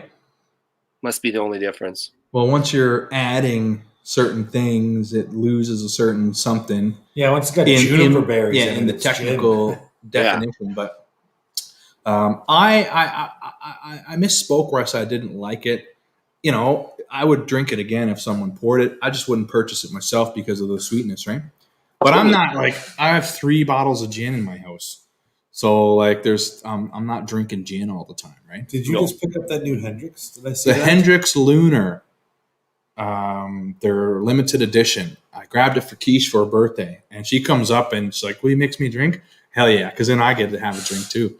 I actually mixed it with Iron Brew and blew our fucking minds, man. Oh my god, like it was just completely unbelievably delicious, man. I'm staring at the 4 Iron Brews left from a 6-pack. Save on Foods Safeway had a 6-pack.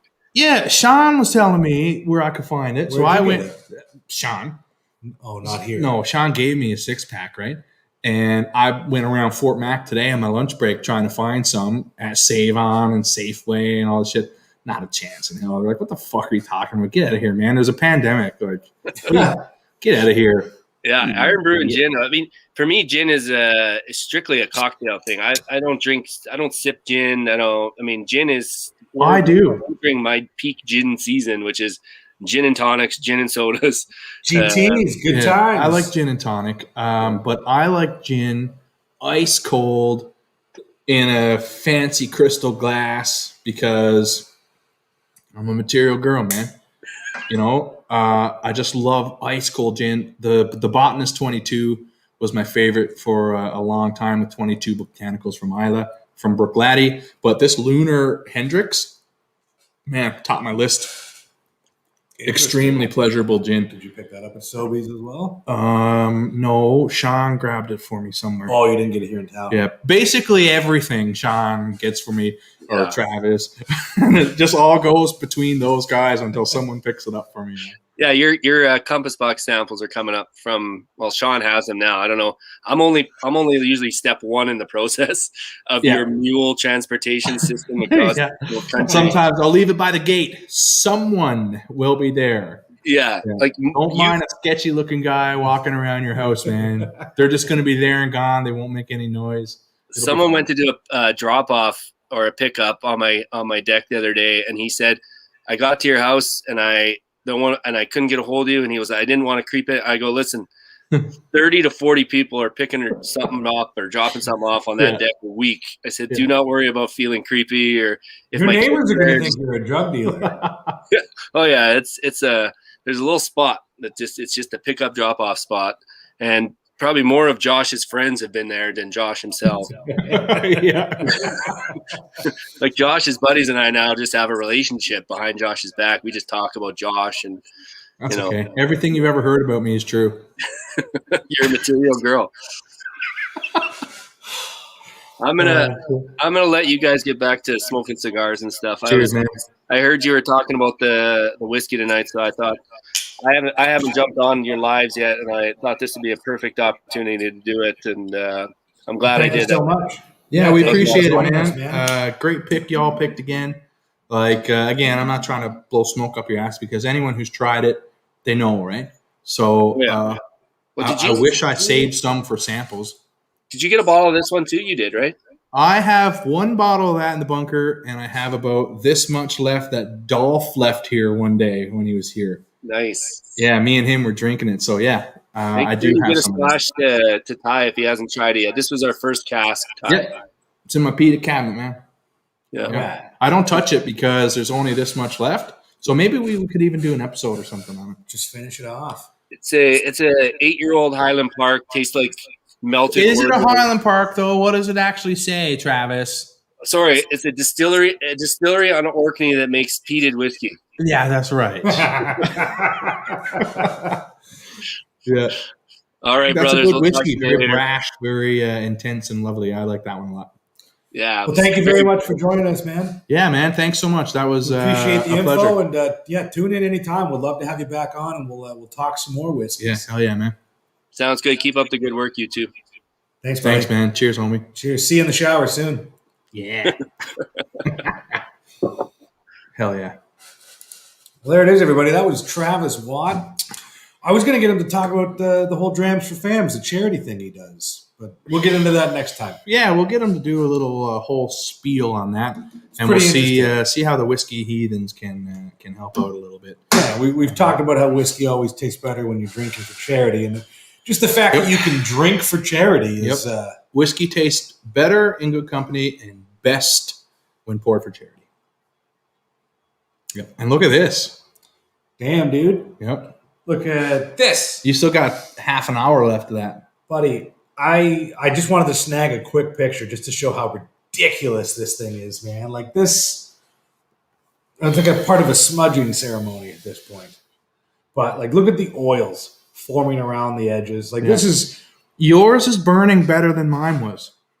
You were also at a fire. You probably didn't put it down on an ashtray properly. Yeah, I was outside. Yeah, a bit different. Yeah. It was good though. I didn't hate it at all. I'm enjoying it. Yep. I'm sad that I only have 2 of them. I will attempt to get the other kind next time. Yeah. But it is a novelty. We got it, he brought in all the Maduros, and the second time too. I would love to try the other one because the Maduro is quite heavy. It's very oily. Oh, it's very overpowered. Yeah, man. In a good way, though. I dig it. 2.5 hours is what it took to smoke 2.5. Yeah, I'm at 2 hours. Yep. No, about 2 hours because I waited until we finished Yep. the rum. So Yep. And this one was obviously good because you finished it man. the last inch. Good to the last inch. That's what she said. So we weren't really following the comments much. Most guys were pretty quiet when Travis. Travis was very interesting. So yeah, Don Holland is here. Welcome, Don. Don, Thanks for joining us. get a buzz off Gin Botanicals. He's drinking. That's okay. Founders Bourbon Sour. That orange can. Oh. Yeah, pretty. That's good the stuff, good shit man. right there. That's about as good as a canned cocktail will ever be. Show me something that's as good as that. Show It me. is not much. Show me. We'll try and find out, though. There's only one way to find out. We'll do it. We'll taste it all, man. There was a gin one that I found in Edmonton that I grabbed for Quiche, who lives downstairs. She's the gin girl, so she really enjoyed that. I did not even taste it. I think my wife drank the other ones. Yeah, this is like super soft now and just about to fall apart, but like, Oh, this too. It's like a sponge. I mean, it's not going to translate, but I can squeeze that. It's like a fucking sponge. that's done. I assume you're going to smoke that all the way. What, is it bedtime for you? No, it's only 20 after 8. No, well then. I'm definitely going to finish this. Are you going to have another? I probably will. You might as well. That was a big, long ass stogie, man. In a good way, though. Yeah, maybe I shouldn't have another. You know, we need air conditioning out here. It's not that hot in here. It's I'm pretty all right. smoky though. I'm extremely hot. Yeah, that was fun. That was super fun. It's nice to have Travis in. Speaking of quiche,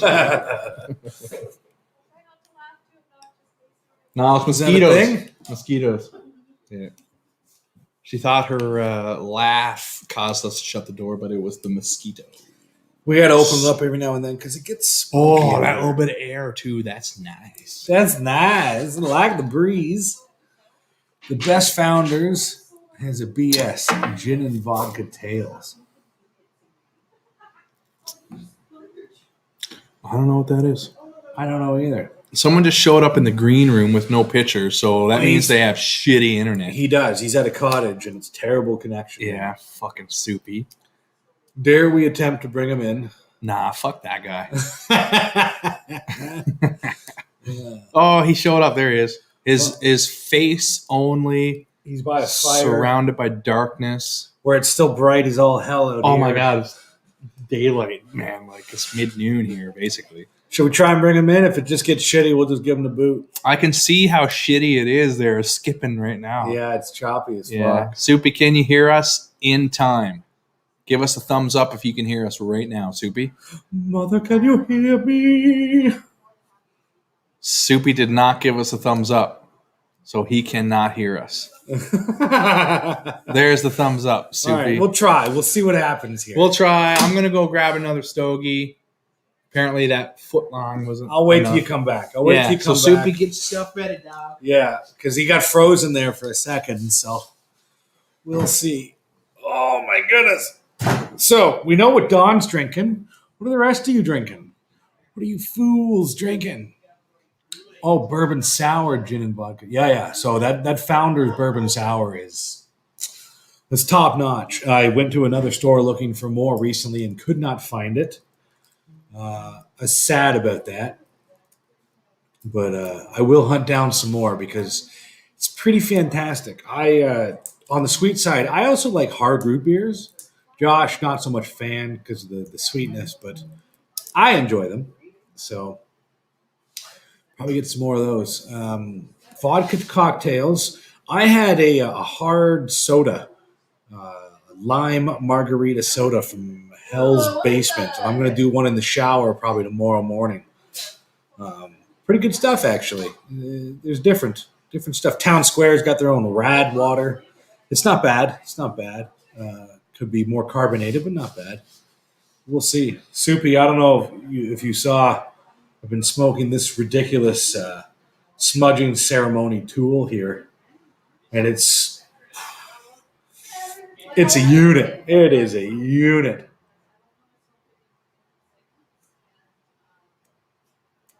Oh, yeah. All right.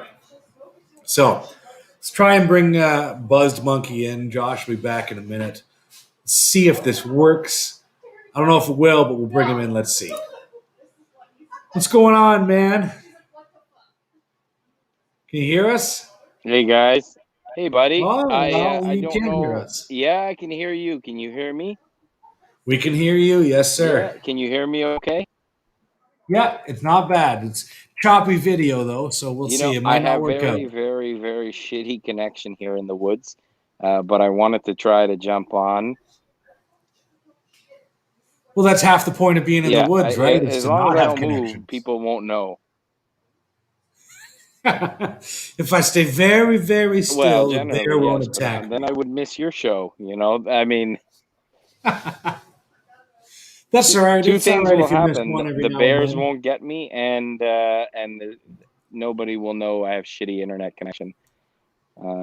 See, that's the commitment. You know, you're at the woods and you're still logging on to the Ty and Josh show, the Whiskey Heathens. We appreciate it. We That's pure appreciate the commitment, support, baby. man. What are you drinking tonight? Well, I was getting, you know, tonight I've got a bottle of Macallan Gold. It's one of those nights where I just had the Macallan Gold going.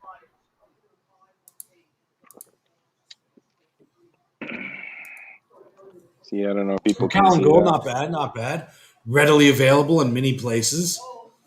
Yeah, I'm not going to say it's a wow bottle, but I had it here and up at the cottage, and better than kicking the pants. I hear that, man. It was that or Ballantine's. You made the right choice. My two options, my two options are Ballantine's and Macallan Gold. Do you remember drinking a lot of Ballantine's? We picked up a bottle of 21-year-old Ballantine's, and we poured it in a hotel room, and it was gross, and then we just left it alone and forgot about it. We woke up the next morning and drank it, and it was delicious. So it just needed to sit overnight for it to be good. I remember that story, and I was curious about the Ballantine's 21 because I said it seems like a lot of money for a Ballantine's. It was, but I think we got it on sale. Josh bought it, so I can't really take any credit for that. He might remember, but I don't recall what the price was. But it seemed okay.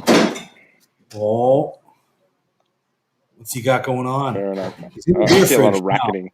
You have Are you smoking a twisted cigar? No, sir. It's twisted, all right, but it's not Are twisted you in that smoking one of sense. those twisted cigars?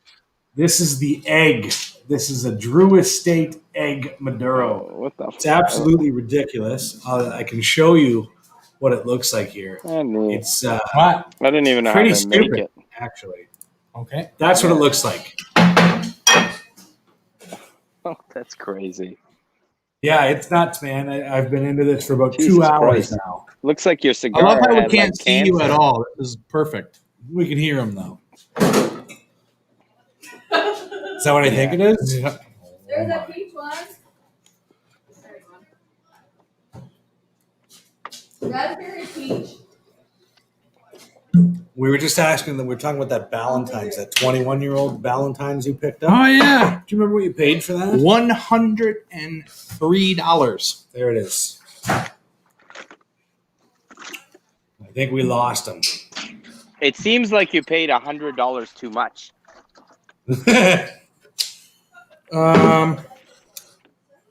No. Would that be accurate of saying $100 over price? After we opened it, it was good. Give me some water, please. Sir. Josh seems to remember that it was disgusting at night. Okay. That night it was Because bad. I think Valentine's regular goes for $19 or something like that. Yeah, something like that. Yeah. Now I have something very remember special killing a here. bottle of Valentine's one evening, and I remember. Yeah. Go ahead. I have the Heathen Brew right here, batch 2. So I have to measure this fairly specifically into the glass. Heathen Brew. Yeah, this is a blend that I have created of several peated and non-peated whiskeys. It's not finished yet, but it's very close to being finished. And I'm interested Okay. to see. Are you What releasing time? the mixture? Are you releasing the mixture? Yes, Are you? this will be part Not of today, letting though. people know what this will the be a part of blend the is? tasting. What's that? He's delayed too. Oh, big time. Nice. I said Yeah, it huge sounds like it's going to be lovely. Oh shit! I think it's gonna. It sounds like it's going to be lovely. Very precise measurements going on over there. Very accurate. He's got them on the scale and he's weighing them. So we get precisely half an ounce. Sir, you've been weighed and measured. Weighed and measured, eh? Mm. My hands smell like ash. Oh, Very cool. Cigarette Very ash. cool. That egg cigar is. I my eyes are burning from watching it. It looks like your cigar developed some growth, cancer growth, what I or got. some it's a sort cigar of. with a tumor in it. Smoke too many cigars. Oh, there you go, the Fosenka. That is. Yeah, I Soupy believe sent that me is this one of the one, ones so- I sent you. Yep. Interesting I like those. Those wrapper. are easy to smoke, and not too pricey on the. If you like them, they're easy to find. Yeah, I'm gonna like I do this. like the wrapper. It's a cellophane, kind of a tissue paper. It's a tissue Ben paper. asked if people are commenting and he can't see the comments. No, it's just been Don who's chimed in. We're happy to have him here. He's been drinking some FEW bourbon and having those bourbon sours and some gin and vodka cocktails. So he's having a pretty good day. But no, there's just not a lot of people commenting right now, Ben. I'm curious to get into this. I guess you have no way of knowing Well, the ABV. they're all That's drinking. what's- They're all busy drinking. Let me have a quick look here. Yeah, you think you could just average it out real quick? 100. Fucking, it smells about 50. Can you open your calculator?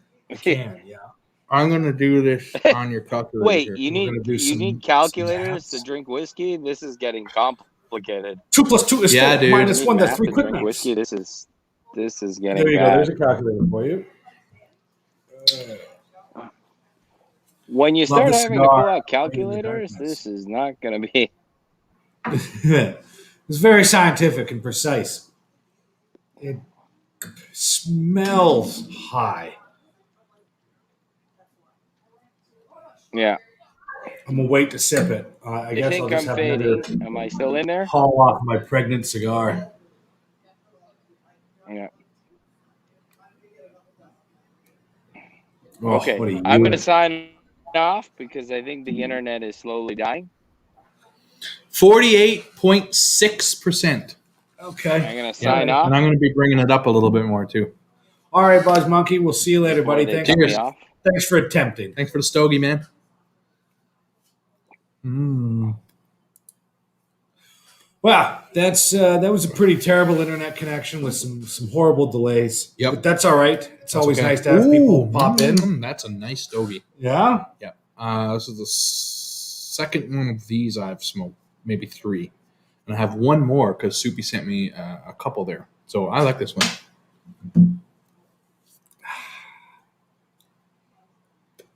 So yeah, we got the Heathen Brew. Oh, I don't mind that at all. Yeah, man. Not bad, eh? Is there any of that 2 Brewers in here? Mm-mm. No, and this is the thing. I was this close to adding some. And I was like, I'm not sure, man. I'm not It's sure. got a similar taste to it. Yeah, well, I really fell in love with that one, and that inspired me to add a couple things that I wouldn't have probably added. There's Okay. some weird shit in this whiskey, man. Yeah? Yep. I don't want to know. I don't want to know. You tell me later on. Yep. You tell me when it's complete. I don't need to see how the sausage nose is made. is not quite there yet, but the palate's getting there. This is actually going to, when I complete the final recipe, I will blend a full bottle of it. It will sit for 30 days plus 1 day, and then it will be ready to sample out. So 31 days. Yes. Okay. It's a weird way to say 31. 30 days plus an extra day. What are you giving, like a prison sentence here? That's it, man. All right. It's like 3 years plus a day. Yeah, so this I'm excited about this. I tailored it to something I would enjoy. Yeah, I like this a lot. I got to get it exactly where it needs to be. Not there yet, but I'm going to tell you one whiskey that's in it, folks. Ooh, okay. Lechag. Well, of course. I don't think you need to tell people. I think they would have known. Yep, it's got a little touch of bogginess, but I've added a couple things for some finesse because Lechag usually totally lacks finesse. It's just like, here I am, right? Which In I your like. face, Pete. Yeah, so this is cool. I like this one.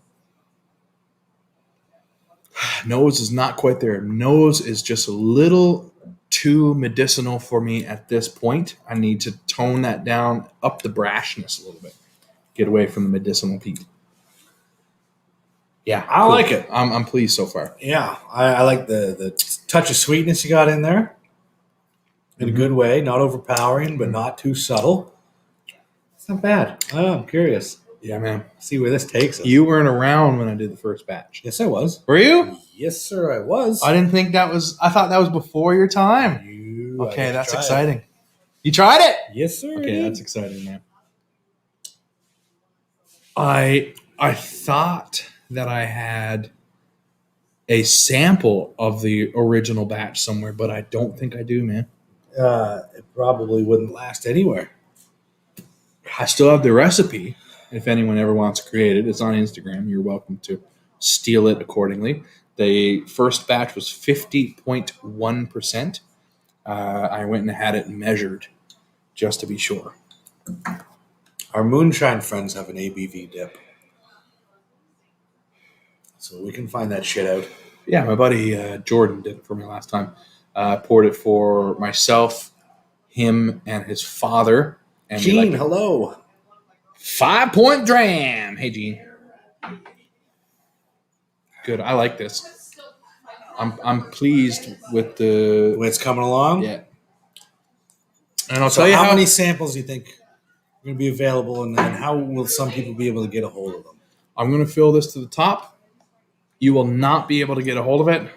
It will be a in-person tasting, and we will pour it for an event. And then if there's any left, it will go out to a panel of judges of trusted palates like I did before. Will that in-person tasting be in this town or in another town? It will likely be in another town. Yeah, and very soon. Likely. Keep me apprised. I will arrange for the plane. Yeah. I like it. It's good so far. I don't mean to toot my own horn, but if it's good, it's good. If it's not, you dump it, right? Well, I mean, do you know anything about whiskey? I know a couple things. I've Couple tasted things. a couple whiskeys before. Yeah, 4,000 or 5,000. 1, 2, 3, 4, 5, 6, 7, 8, 9 whiskeys in here so far. I plan on stopping at 13. Oh, Gene, you're drinking the Voyage 17. Okay. So far, my least favorite voyage of the Jefferson's Ocean. Is that right? Yes, sir. Interesting. The 17 and the 16, not fantastic. 12 was good. I liked the 10, and I really loved the 3. What do you think about it, Gene? I'd love to hear your thoughts. That is one of those ones where the voyages or the batches vary drastically, I think. You still get, I mean, at this point, it's just a really good bourbon, I think, when it's just that Voyage 17. You're not getting a ton of that sea salt air that you were getting in some of the earlier voyages. I believe it comes with a captain's log, a little thing on the neck, give you a little information on it. And if I remember correctly, Voyage 17 was smooth sailing. They didn't have any major storms or rough seas. And I honestly think that affects the flavor. But if it's the only one you've tasted and you like it, then I guarantee you will like some of the older voyages.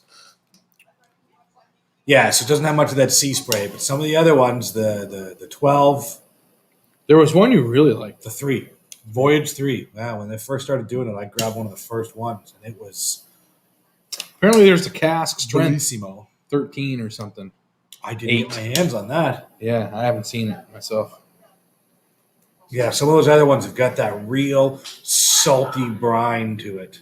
Really, really interesting stuff. I dug it a lot.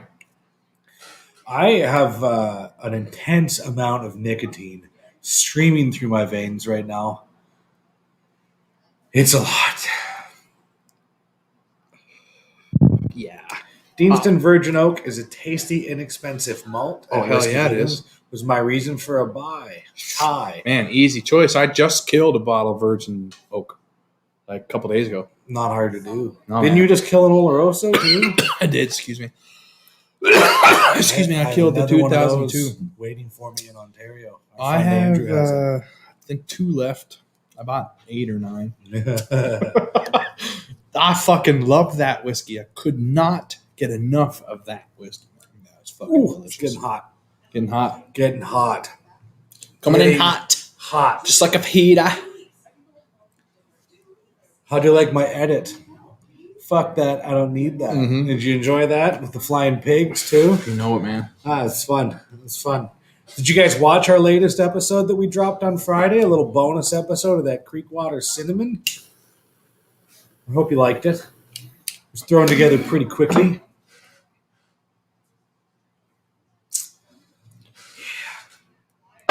Heathen Brew holds up to a cigar. Well, everything today has because it's had to. I think I got too much Lecheg in here. I'm sorry, I didn't hear you correctly. What? Maybe not enough Lecheg. Maybe that's the problem. Yes, that one. That one. Yeah, There are 3 different Lechegs in this. of course there is. Yeah. Out of 9 whiskeys, a third of them is Lecheg. Yes. But Yeah. not a third of the whiskey is Lecheg. Just a third of the whiskeys. Yeah, it's different. I measured it in milliliters, folks. Like, legit, man. I've spent some time trying to tailor this taste, right? And sometimes you got to take a batch and kind of dump it. But this has been my biggest batch, which is almost half a bottle. Dang. So the next batch will be the same percentage that I have written down, and it will be filled up to the very neck so I can get as many pours as possible. Great color. All natural color, by the way. No floaties. You should add floaties. Oh, Ty, I think you need to take a closer look, dog. I've been drinking There are floaties. tiny little ones. Yeah, man. Those are the special ones. Chris says that we were hammered before shooting that video. Were we Which drunk video? for the cinnamon? I don't know, probably. Yeah, most likely. Yeah. I mean, I think we filmed like 3 or 4 episodes that day. And you can kind of tell. Well, I mean, obviously Chris could tell. It seems as if the shows where we get a buzz on are the better shows, man. Like we have a blast. We're a little bit more free and open, right? Yeah, it's been fun. We're not stiff. Hello, welcome to the Whiskey Heathens. Yes. Yes, quite. Stiff upper lip and all that. Indubitably. Also, I've chosen a empty Lecheg bottle as the vessel. Fucking course you did. You want to know why, though? Because it was, I don't know. Why? Synthetic cork. Why did you want a synthetic cork? Because So no fear of it breaking? this is, and this is a blend that I'm on, off, adding a very meticulous little bit of whiskey here and there. On, off, pouring. So, yeah. Oh, we said in the video we were drunk. All right. Did we? That's how drunk we were. I don't Shows remember. what we know. I edited that video and just put it up. I don't remember. I didn't even watch the video. Yes, you did. That color is glorious, you bastards. Yeah, man, this is I'm pleased with how it's come along so far. It's almost How done. long do you think it's going to take you? To finish this? Yeah. 2 weeks I'll be done. 2 weeks. Yeah. So that event will be coming up 31 days after that. So we're looking at July. End of July. No, end of August. End of August. Yeah, is when we're doing the event likely. Okay. Right? Okay. Yeah. While we're in Edmonton taking our 3-day vacation. Oh, okay. Right? I am smelling what you're stepping in. Yep. Yeah, I'm picking up what you're putting down. That's my plan. Reading your mail. And as always, the people who are tasting it are honest individuals. Like, you need to tell me what you like and what you don't like. What you don't like is just as important, because the next time I can make something a little bit different. And then hopefully someday, maybe Compass Box. I highly doubt they're watching right now. They're not. But maybe Compass Box is like, yo, man, like, we want your input on a blend. Let's get a Heathens blend on the go, right? Fuck yes. That Where would are be they based out of? Cool. Compass Box. Out of Europe? They're Scotch. Yes. Yeah. But they're in the States somewhere, aren't they? I don't know. That's why I was asking. No, they're in Scotland.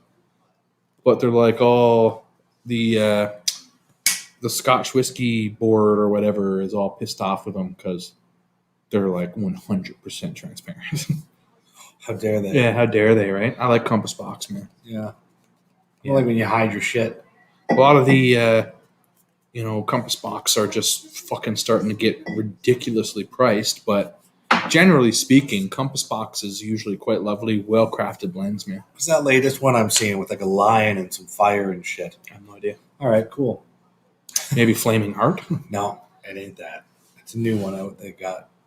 No, I have no I've seen idea. a few people posting about it. I have exactly one Compass Box.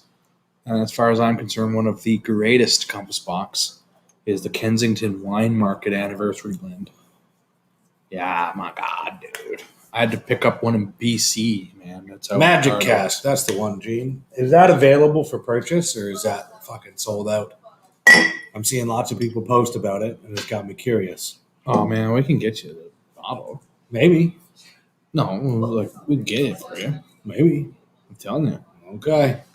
It's really going to depend on price. Yeah. The whiskey fund is a little low right now. Yeah, and it seems like prices are just going up and up and up, man. The bottom is soon going to drop out of it. Available pricing. It comes in waves. So hopefully the bottom drops out of it soon, man. All these cats who are sitting on fucking ridiculously priced bottles, you're going to be sorely sad that you didn't open that shit and taste it, see what it's all about. Because once the bottom drops out, people aren't going to pay $4,000 for your fucking McKellen. Fuck off. Like, I'm waiting seriously. on some things. I'm going to say something in code that only a few people might pick up, but I'm a hodling ape right now. And if my hodling pays off, then I'm going to be able to get whatever the fuck we want this summer. But there's only a few We'll see. retard apes out there. We'll see, though. Yeah, we'll see. We'll see. It's going good. It is going good. Yeah. It is going good.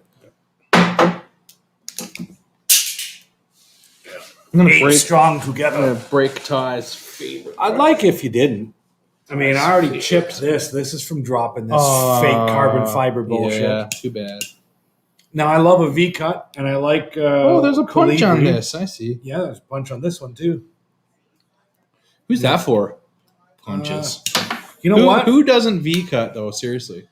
Quentin, the Q from Q Cigar Room, had a cigar the other day, and he punched it 5 times. He made like this Oh wow. 4-leaf clover. I've seen punch. a couple people doing that before. I was curious. I mean, I used to love the punch. Before I discovered a V, punch was my go-to, and it's nice to just. When did you get one. into the V?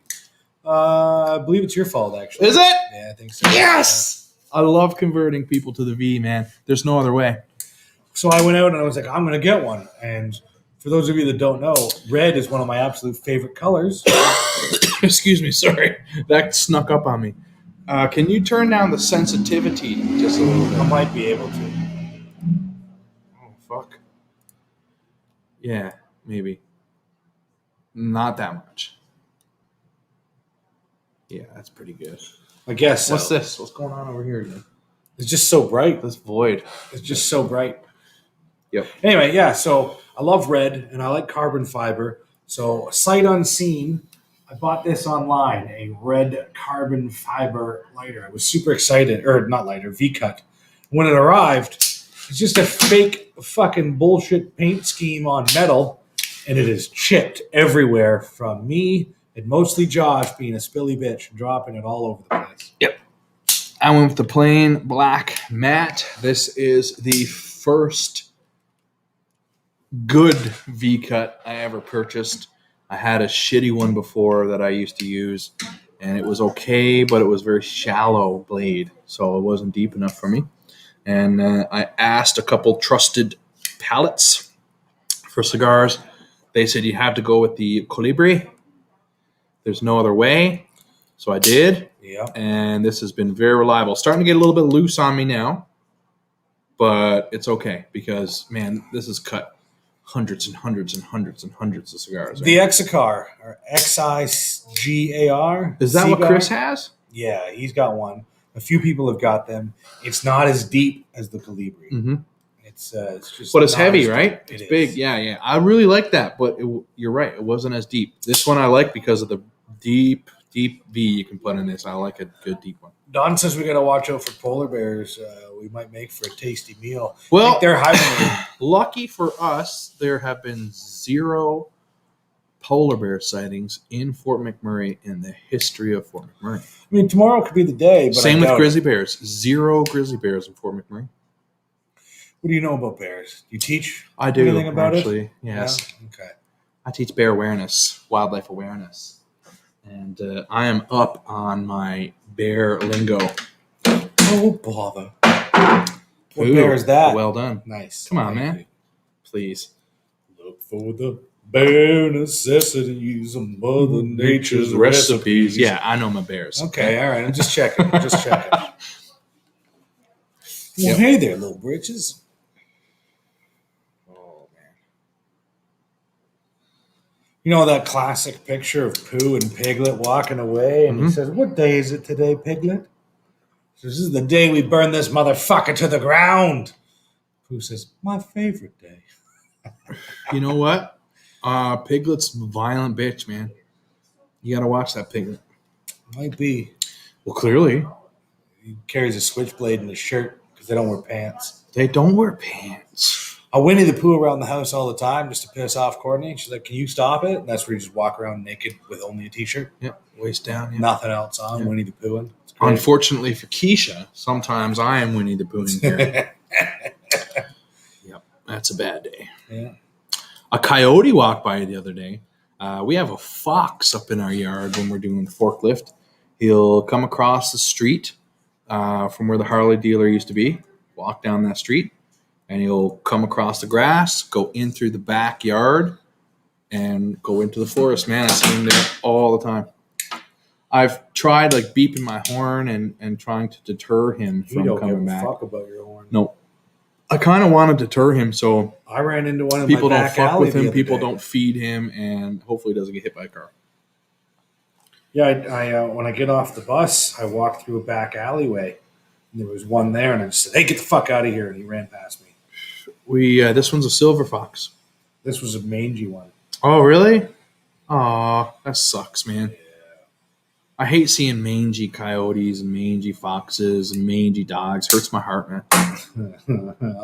Man, I tell you something. I'm softy for dogs. I can't stand anything where they're like, oh, now they're adopted. Look at them before. Don't show me that shit. Fuck off with your bullshit. Remind me to tell you, I Snapchat a fox or a coyote the other day to some friends, and remember to tell you after the show. Please Some of the do. responses I got were gold. Yeah. They're not appropriate for a international broadcast Now, show. with coyotes, you're going to want to be rude to coyotes, folks. Oh, I was. Yeah, you're going to want to throw a rock near it. You're going to want to I tried blow to an drop an anvil on air him. I threw horn. dynamite on him. He tried to paint a fucking tunnel on a rock. A real coyote. Yeah. Wow. A wily one. You don't see many wilies. No. No. Funny, 2 days ago in our front yard, we saw a fox chasing a white cat. Yeah, man, you got to be careful with outdoor cats. We keep our cats inside. Yeah, like they're unfortunately probably no match for something like that, right? My cat might be. Yeah? Hefe, yeah. Idris good, man. and That's good, man. Presley got into a little bit of a tiff. Presley, being an old man, had enough. And just, telling Idris, hey, young pup, fuck off, right? Yeah. Well, it sounded pretty mean, and Hefe came running out of another room and pounced on Presley and pulling fucking hair out of him, protecting Idris. So Is that pretty right? awesome. Yeah, that's pretty awesome. Is that the one that used to like comfort the old dog? Now he comforts and protects this one. Really? Yeah, and he's our watch cat. He's our nighttime security guard. Interesting, man. Yeah, very cool. Yeah. Once saw a lady try to feed a coyote. She had a bunch of lettuce. I tried to tell her it was a wild animal. She kept trying. I fucking detest people feeding the wildlife. There's no need of it. You don't have to do that. They do not fucking need you to feed them, folks. When I left a certain job years ago, I would still get the trending maps and the tracking maps in my emails, and these fox pups would be born on the sites because people would feed them. The foxes were thriving, right? And then X number % of these fox pups, they would find them starved to death in sea cans, man, because they don't know what they're doing. They don't know how to feed for themselves because people are feeding them fucking Doritos. If that's you, fuck you, man. That was me at one point. I did feed the foxes. I would throw them biscuits when I was driving by and stuff. Yeah. And then I realized, man, oh shit, what I'm doing is completely wrong after I started teaching like wildlife and stuff, right? So, folks, if you didn't know, you get a pass. But don't feed the foxes. They don't need you. Did you ever see this? This is glorious. Wife texts a husband. That's a coyote. Brought a dog home while the pic shows a coyote, and he seriously freaks out. She kept photoshopping this coyote into a bunch of different photos at the house on the couch and shit, and her husband kept freaking out, saying, "That's a wild animal, stop." Yep. It's pretty gold. It's pretty good. Pretty good. Funny That is not a dog. I'm just going to pour a little sip of 2 Brewers. This will be the last drinks for me. This is almost done. I can't believe you asked if there was 2 Brewers in this, man. I was kind of mimicking the 2 Brewers. You fucking nailed Cool, it, then, man. because you're doing Fucking cool. very well. Cool. And that's what you were going for. And there's 9. It's 9 scotches, not even like. Okay, but that 2 Brewers, if you gave that to me blind, I said it earlier, I would not know that was Canadian whiskey. Nope.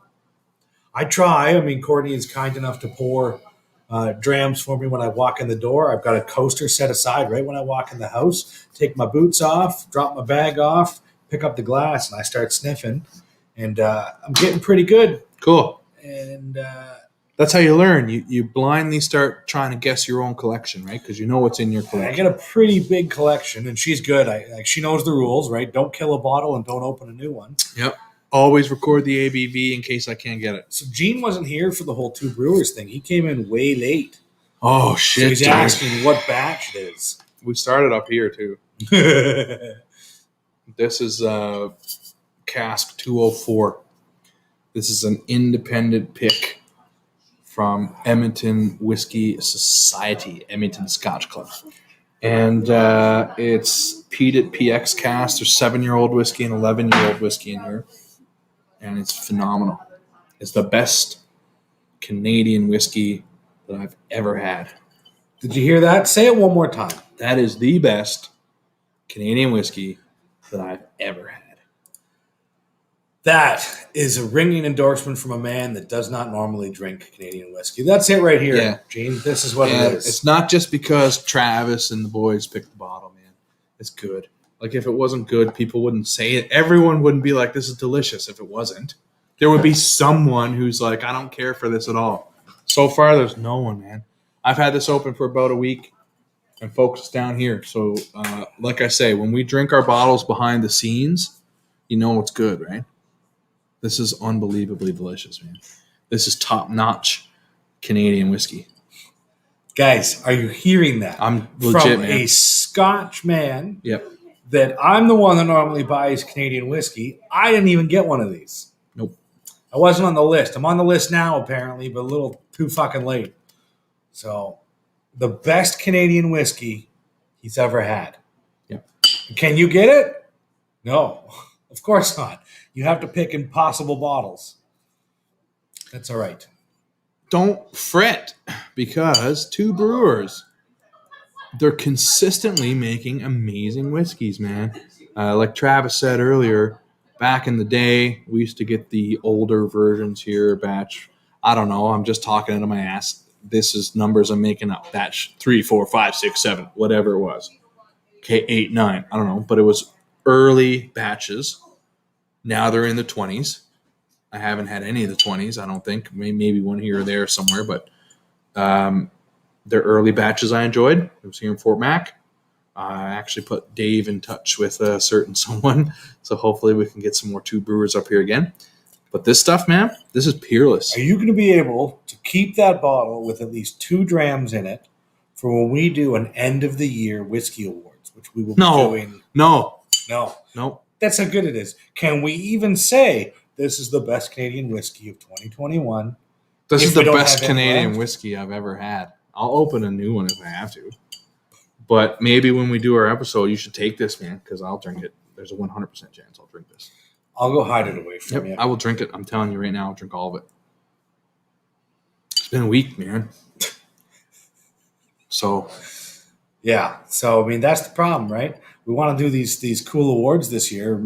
Like last year, we named 2, and they were both Scotch. Mm-hmm. We want to do more categories this year. yeah, this year will be a Canadian whiskey. A bourbon, American bourbon, whiskey, American, Scotch, Scotch, Irish whiskey, I think. I'm going to try Irish, enough Irish to know. And I'm also hoping to do independent bottler release as well, which is best indie bottle this year. And there you have And it. I already got it picked. There's one that nothing's going to top it. We're going to give award for the worst whiskey. We already know what it is so far this year. This year? ACD. Oh, God. Yeah. But we'll get into that. We'll do a whole spiel. I think we'll do a whole special episode of just whiskey awards, heathen awards. I think we should do an episode each and like drop them every day for a week around Christmas or something. Well, we've already done a few. So we could re-release them maybe. I don't know. We'll see. We'll see. See what happens. We will see. Looks like half a bottle in the heathen's mitt. Boom. Well, I mean, we do big cigars. We do big bottles. Yeah, this is good shit, man. Chris has a sample of batch 12. I don't know what I've had. I don't know. I was telling Yukon Dave, man, I don't know what I've had. He's like, have you had this one and this one? I was like, no fucking idea. Two Brewers hasn't been on my radar for stuff I need to rush out and grab. And then after tasting this, I'm like, I knew Two Brewers was tasty. You know, we used to drink the bottles from the earlier batches. But it stopped coming to Fort Mac. So if it's not in front of my face, I'm not going to grab a Canadian whiskey, man. That, you know, it's just not the way I roll. But when Travis like, hey, you want a couple of these? I was like, yeah, I'll take 2, of course, right? And then you regret not taking well, 2 cases. totally. I only opened this like a week ago. It was sitting on my shelf for a while, and I was like, I can't wait for an episode. I need to open this now. I took some B-roll of me opening and pouring it, actually, so we can use for our episode. But we just got to make it last until the You want to see episode. this for a second? Of course. Bottle 206 of 318. So he said 300 bottles. It was 318 bottles. This was bottled in March of 2021. That's fucking nuts, man. And they say all the right things. I mean, we'll do that in our episode. But yeah, non-chill filtered, no added coloring. 58%, man. You can add water to your liking, right? And water helped it, I think. So you basically got an extra quarter of a bottle, maybe a sixth of a bottle left extra. Yep. I'm drinking it without water now. I'm at that point in the night that I don't need to water it down. But the first 3 drams that I poured. I'm still on the blend. The blend. Not bad, right? Come on. Good blend. Yeah, man. Good. I'm proud. I'm proud of that blend. George Grant from Glenfarclas, I was talking to him. He was on Dan's show, Whiskey Throttle. And Dan busted out my blend and gave it to George Grant and said, you need to try this. There's some Glenfarclas in here, 30-year-old. And he tried it, and he's like, he wasn't like, oh, this is terrible. He's like, okay, cool, man. This guy seems to care about what he's trying to blend. And he told a story. He said, us at the distillery wanted to make a blend. So we started throwing some whiskeys together, and he said we tasted it, and it was absolutely horrendous. So he's like, we just stopped. We're not doing it, man. And I was like, I get that because, there's been batches that you make that are just not what you want it to be, and you can't put your name on something that you don't like, right? No, because then you just become a corporate sellout shill for the CIA. Chris, did I give you a sample of Two Brewers Bash 21? I don't know. This is hot. So we're about rounding it up here pretty soon. Oh, yeah, anyway. we're rounding. We got maybe 10 minutes left. So, I mean, it's, I don't know, not hacky, but it's just easy. But, 10 minutes. We'll do a quick Q&A. Let's do a recap. Y'all do a can think of quick any recap? questions that you have. Sure. We started with rum. We started off with 5 Venezuelan rums, not available in Canada yet. We weren't able to have a guest on. Last 2 were quite tasty. There you go. The Reserva and the Premium Añejo. So that was good. Then we moved on to cinnamon whiskey. No, We did that whiskey first. Creekwater. Moved on to Creekwater. And then we compared the Canadian Creekwater with the American Creekwater. Very different, which is weird. Very different. And sad all at the same time. And then we moved on to the flavored whiskey, one of the first flavored whiskeys Josh liked, just saying a lot. And then we moved on to the 2 brewers that we've been talking about. You can see it here in the background, the Pete and Pedro Jimenez. And we drank a lot of it, actually. We had Travis on. He joined us, and it was a lot of fun. Then we moved on to this blend, the Heathen Blend, in progress as we speak. A couple more weeks, Josh will have it finished.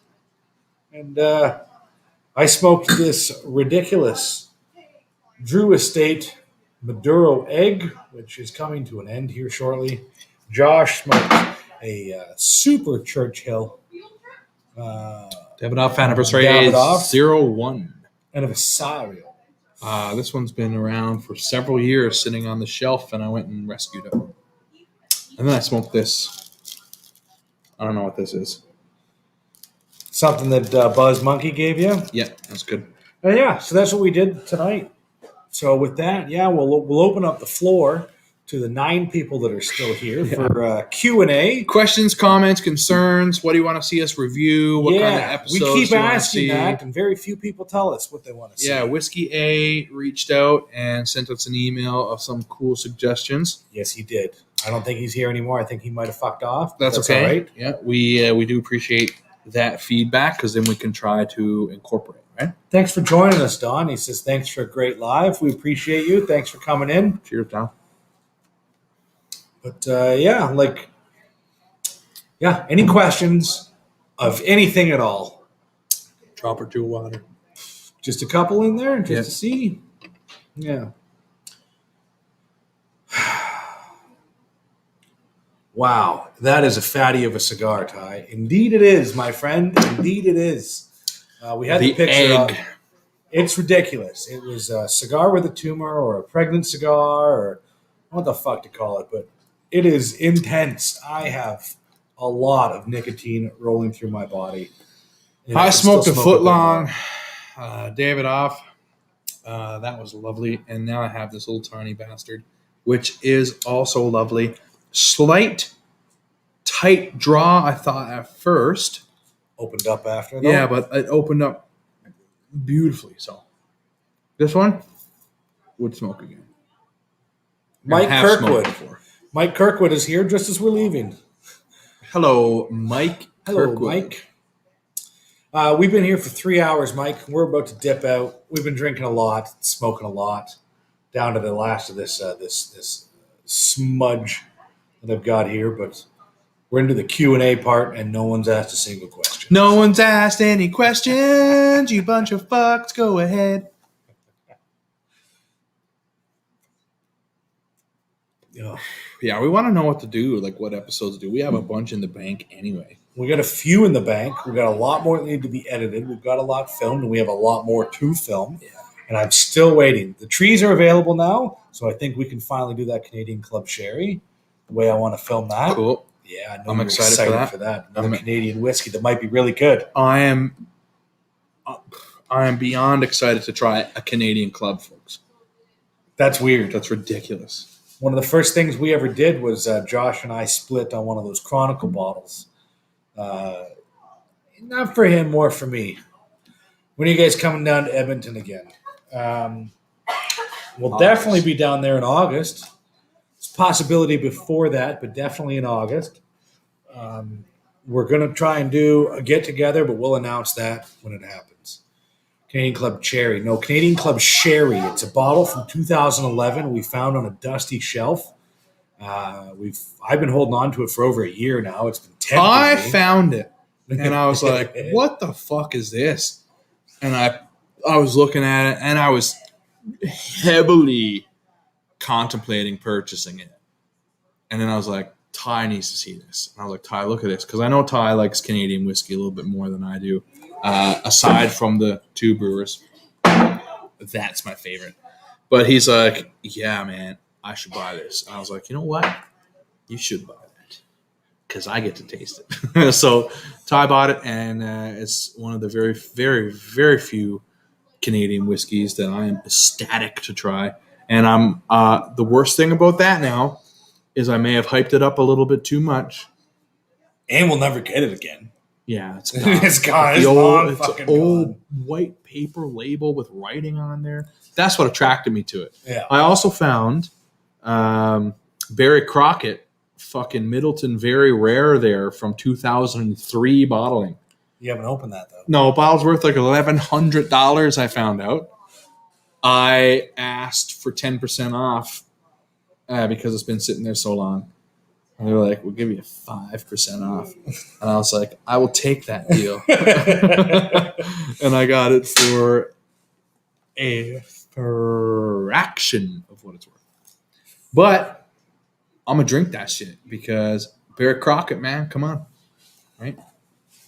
If you're coming down in August, that'll be awesome. So do you know who Mike Kirkwood is? Mm-mm. I hope that I'm not supposed to know who Mike Kirkwood is because I don't know you, sir. I wish. Tell us, Mike Kirkwood. Yeah. Who are the fuck you? Are you? Who are you? You fuck. No, I'm just joking. I mean, this is the first time I've seen you in our live, and we try to remember. We usually get a pretty good core audience going, but I think he said he's tired. He's been working at site, so he's obviously up here, but he must be in a fly-in, fly-out job. Potentially. Yeah, we are coming down in August. We will be doing an event, a Whiskey Heathens event. We will announce that when details are sorted. Yeah.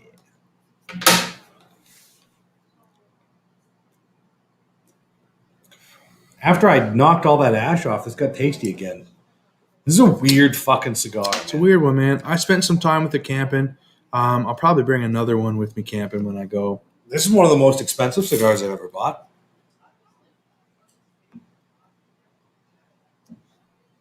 It's up there. I think those Davidoffs are one of the more expensive ones I've ever bought. Those 1-footers. I'm in the ass club. Well, it is Oh, Pride cool. Month, so congratulations for you having your whole Fly in, fly out guy on Very Instagram. good. All right, cool. Now I know. You know who he is? Yeah. Okay. Well, I did say he's on site in Yeah. Edmonton, so he must be a fly-in, fly-out guy. That's fucking funny. How odd is that, man? I'm going to pull you up on Instagram here. Yeah, let's take a little look-see-poo. A little peekaboo. Boom. There it is. Wee little peek. Oh, some smoked meats. Oh, you had me at smoke. You had me at meat logs.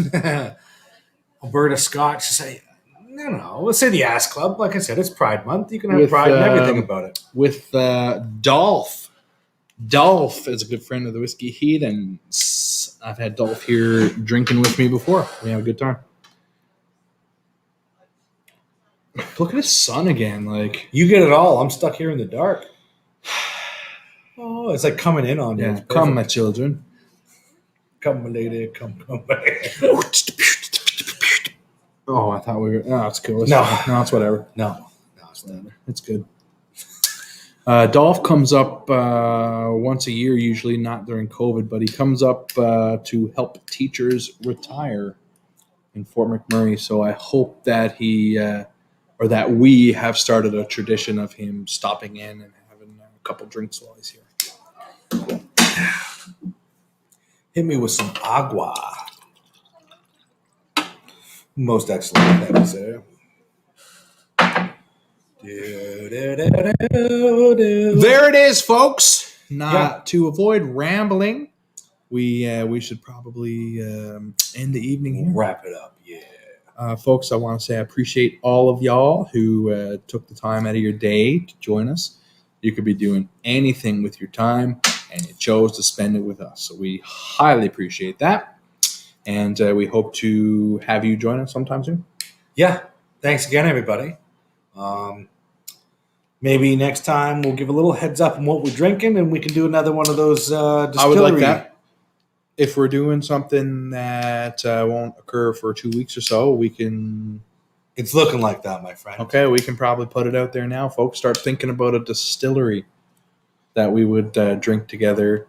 You know, it doesn't have to be the same expression. We tried to do Bunnahabhain 12 last time, but we said anyone with any Bunnahabhain, please join us. So we could do that with, Deanston or Glenfiddich or whatever you want. Yeah, hit us up on Instagram and let us know. Johnny and then, Walker. We could do a double black or something like. We've done that already. Live? Yeah. What about a green live? We've done that, or the island? No, live? we have not. Yeah, so we could do, something that's available to most folks. We could do nasty Glenmoray, if you're into that shit. Balvenie. I got a little bit of the Chardonnay left, I think. That one was pretty good, though. That was the best of the shit. With all that being said, though, do us a favor. If you haven't already, hit that subscribe button. There's a little bell notification. If you've noticed, we've been dropping videos at random now. There'll always be a Wednesday episode, but we're going to be dropping some bonus episodes. And tell a friend. We are within 2 subscribers of hitting 700. So we're only 302 off from our monetization goal. We'd like to hit that by the end of the summer. We would love for you to share even a link to the page on your Facebook or something that we can reach a different audience. We're trying to get that push to 1,000 so we can become monetized and we can purchase bottles and go places a little bit more, maybe even upgrade the equipment, maybe even hire an editor. We want to get that on the go, but it's all you folks. Really. Sharing a link is nice, but I'm more aggressive with it. I say when you're around your friends, say, hey, give me your phone. Take their phone from them. Go onto their YouTube app. Find the channel. Hit subscribe for them and say, hey, you won't regret it. Mm-hmm. Hand them their phone back. You do that favor for us. We'd greatly appreciate it. So thanks again to everybody that joined us, to Paul and Ben that were always here in the beginning. To Gene, thanks for coming in a little later. Mike Kirkwood, it's nice to see you. Thanks for joining us. Don Holland popped in. Who I'm forgetting. We had guests. Buzz Monkey, Travis, popped in. Even Rob. Park Whiskey Society popped in. Steve from Steve's Picks stopped in. Yeah, we had a good time. Yeah. So thanks again, everybody. It's always a good time, and we appreciate each and every one of you. We appreciate thanks for spending some time with us. So cheers. Cheers, all. Cheers, dog. Cheers, homie.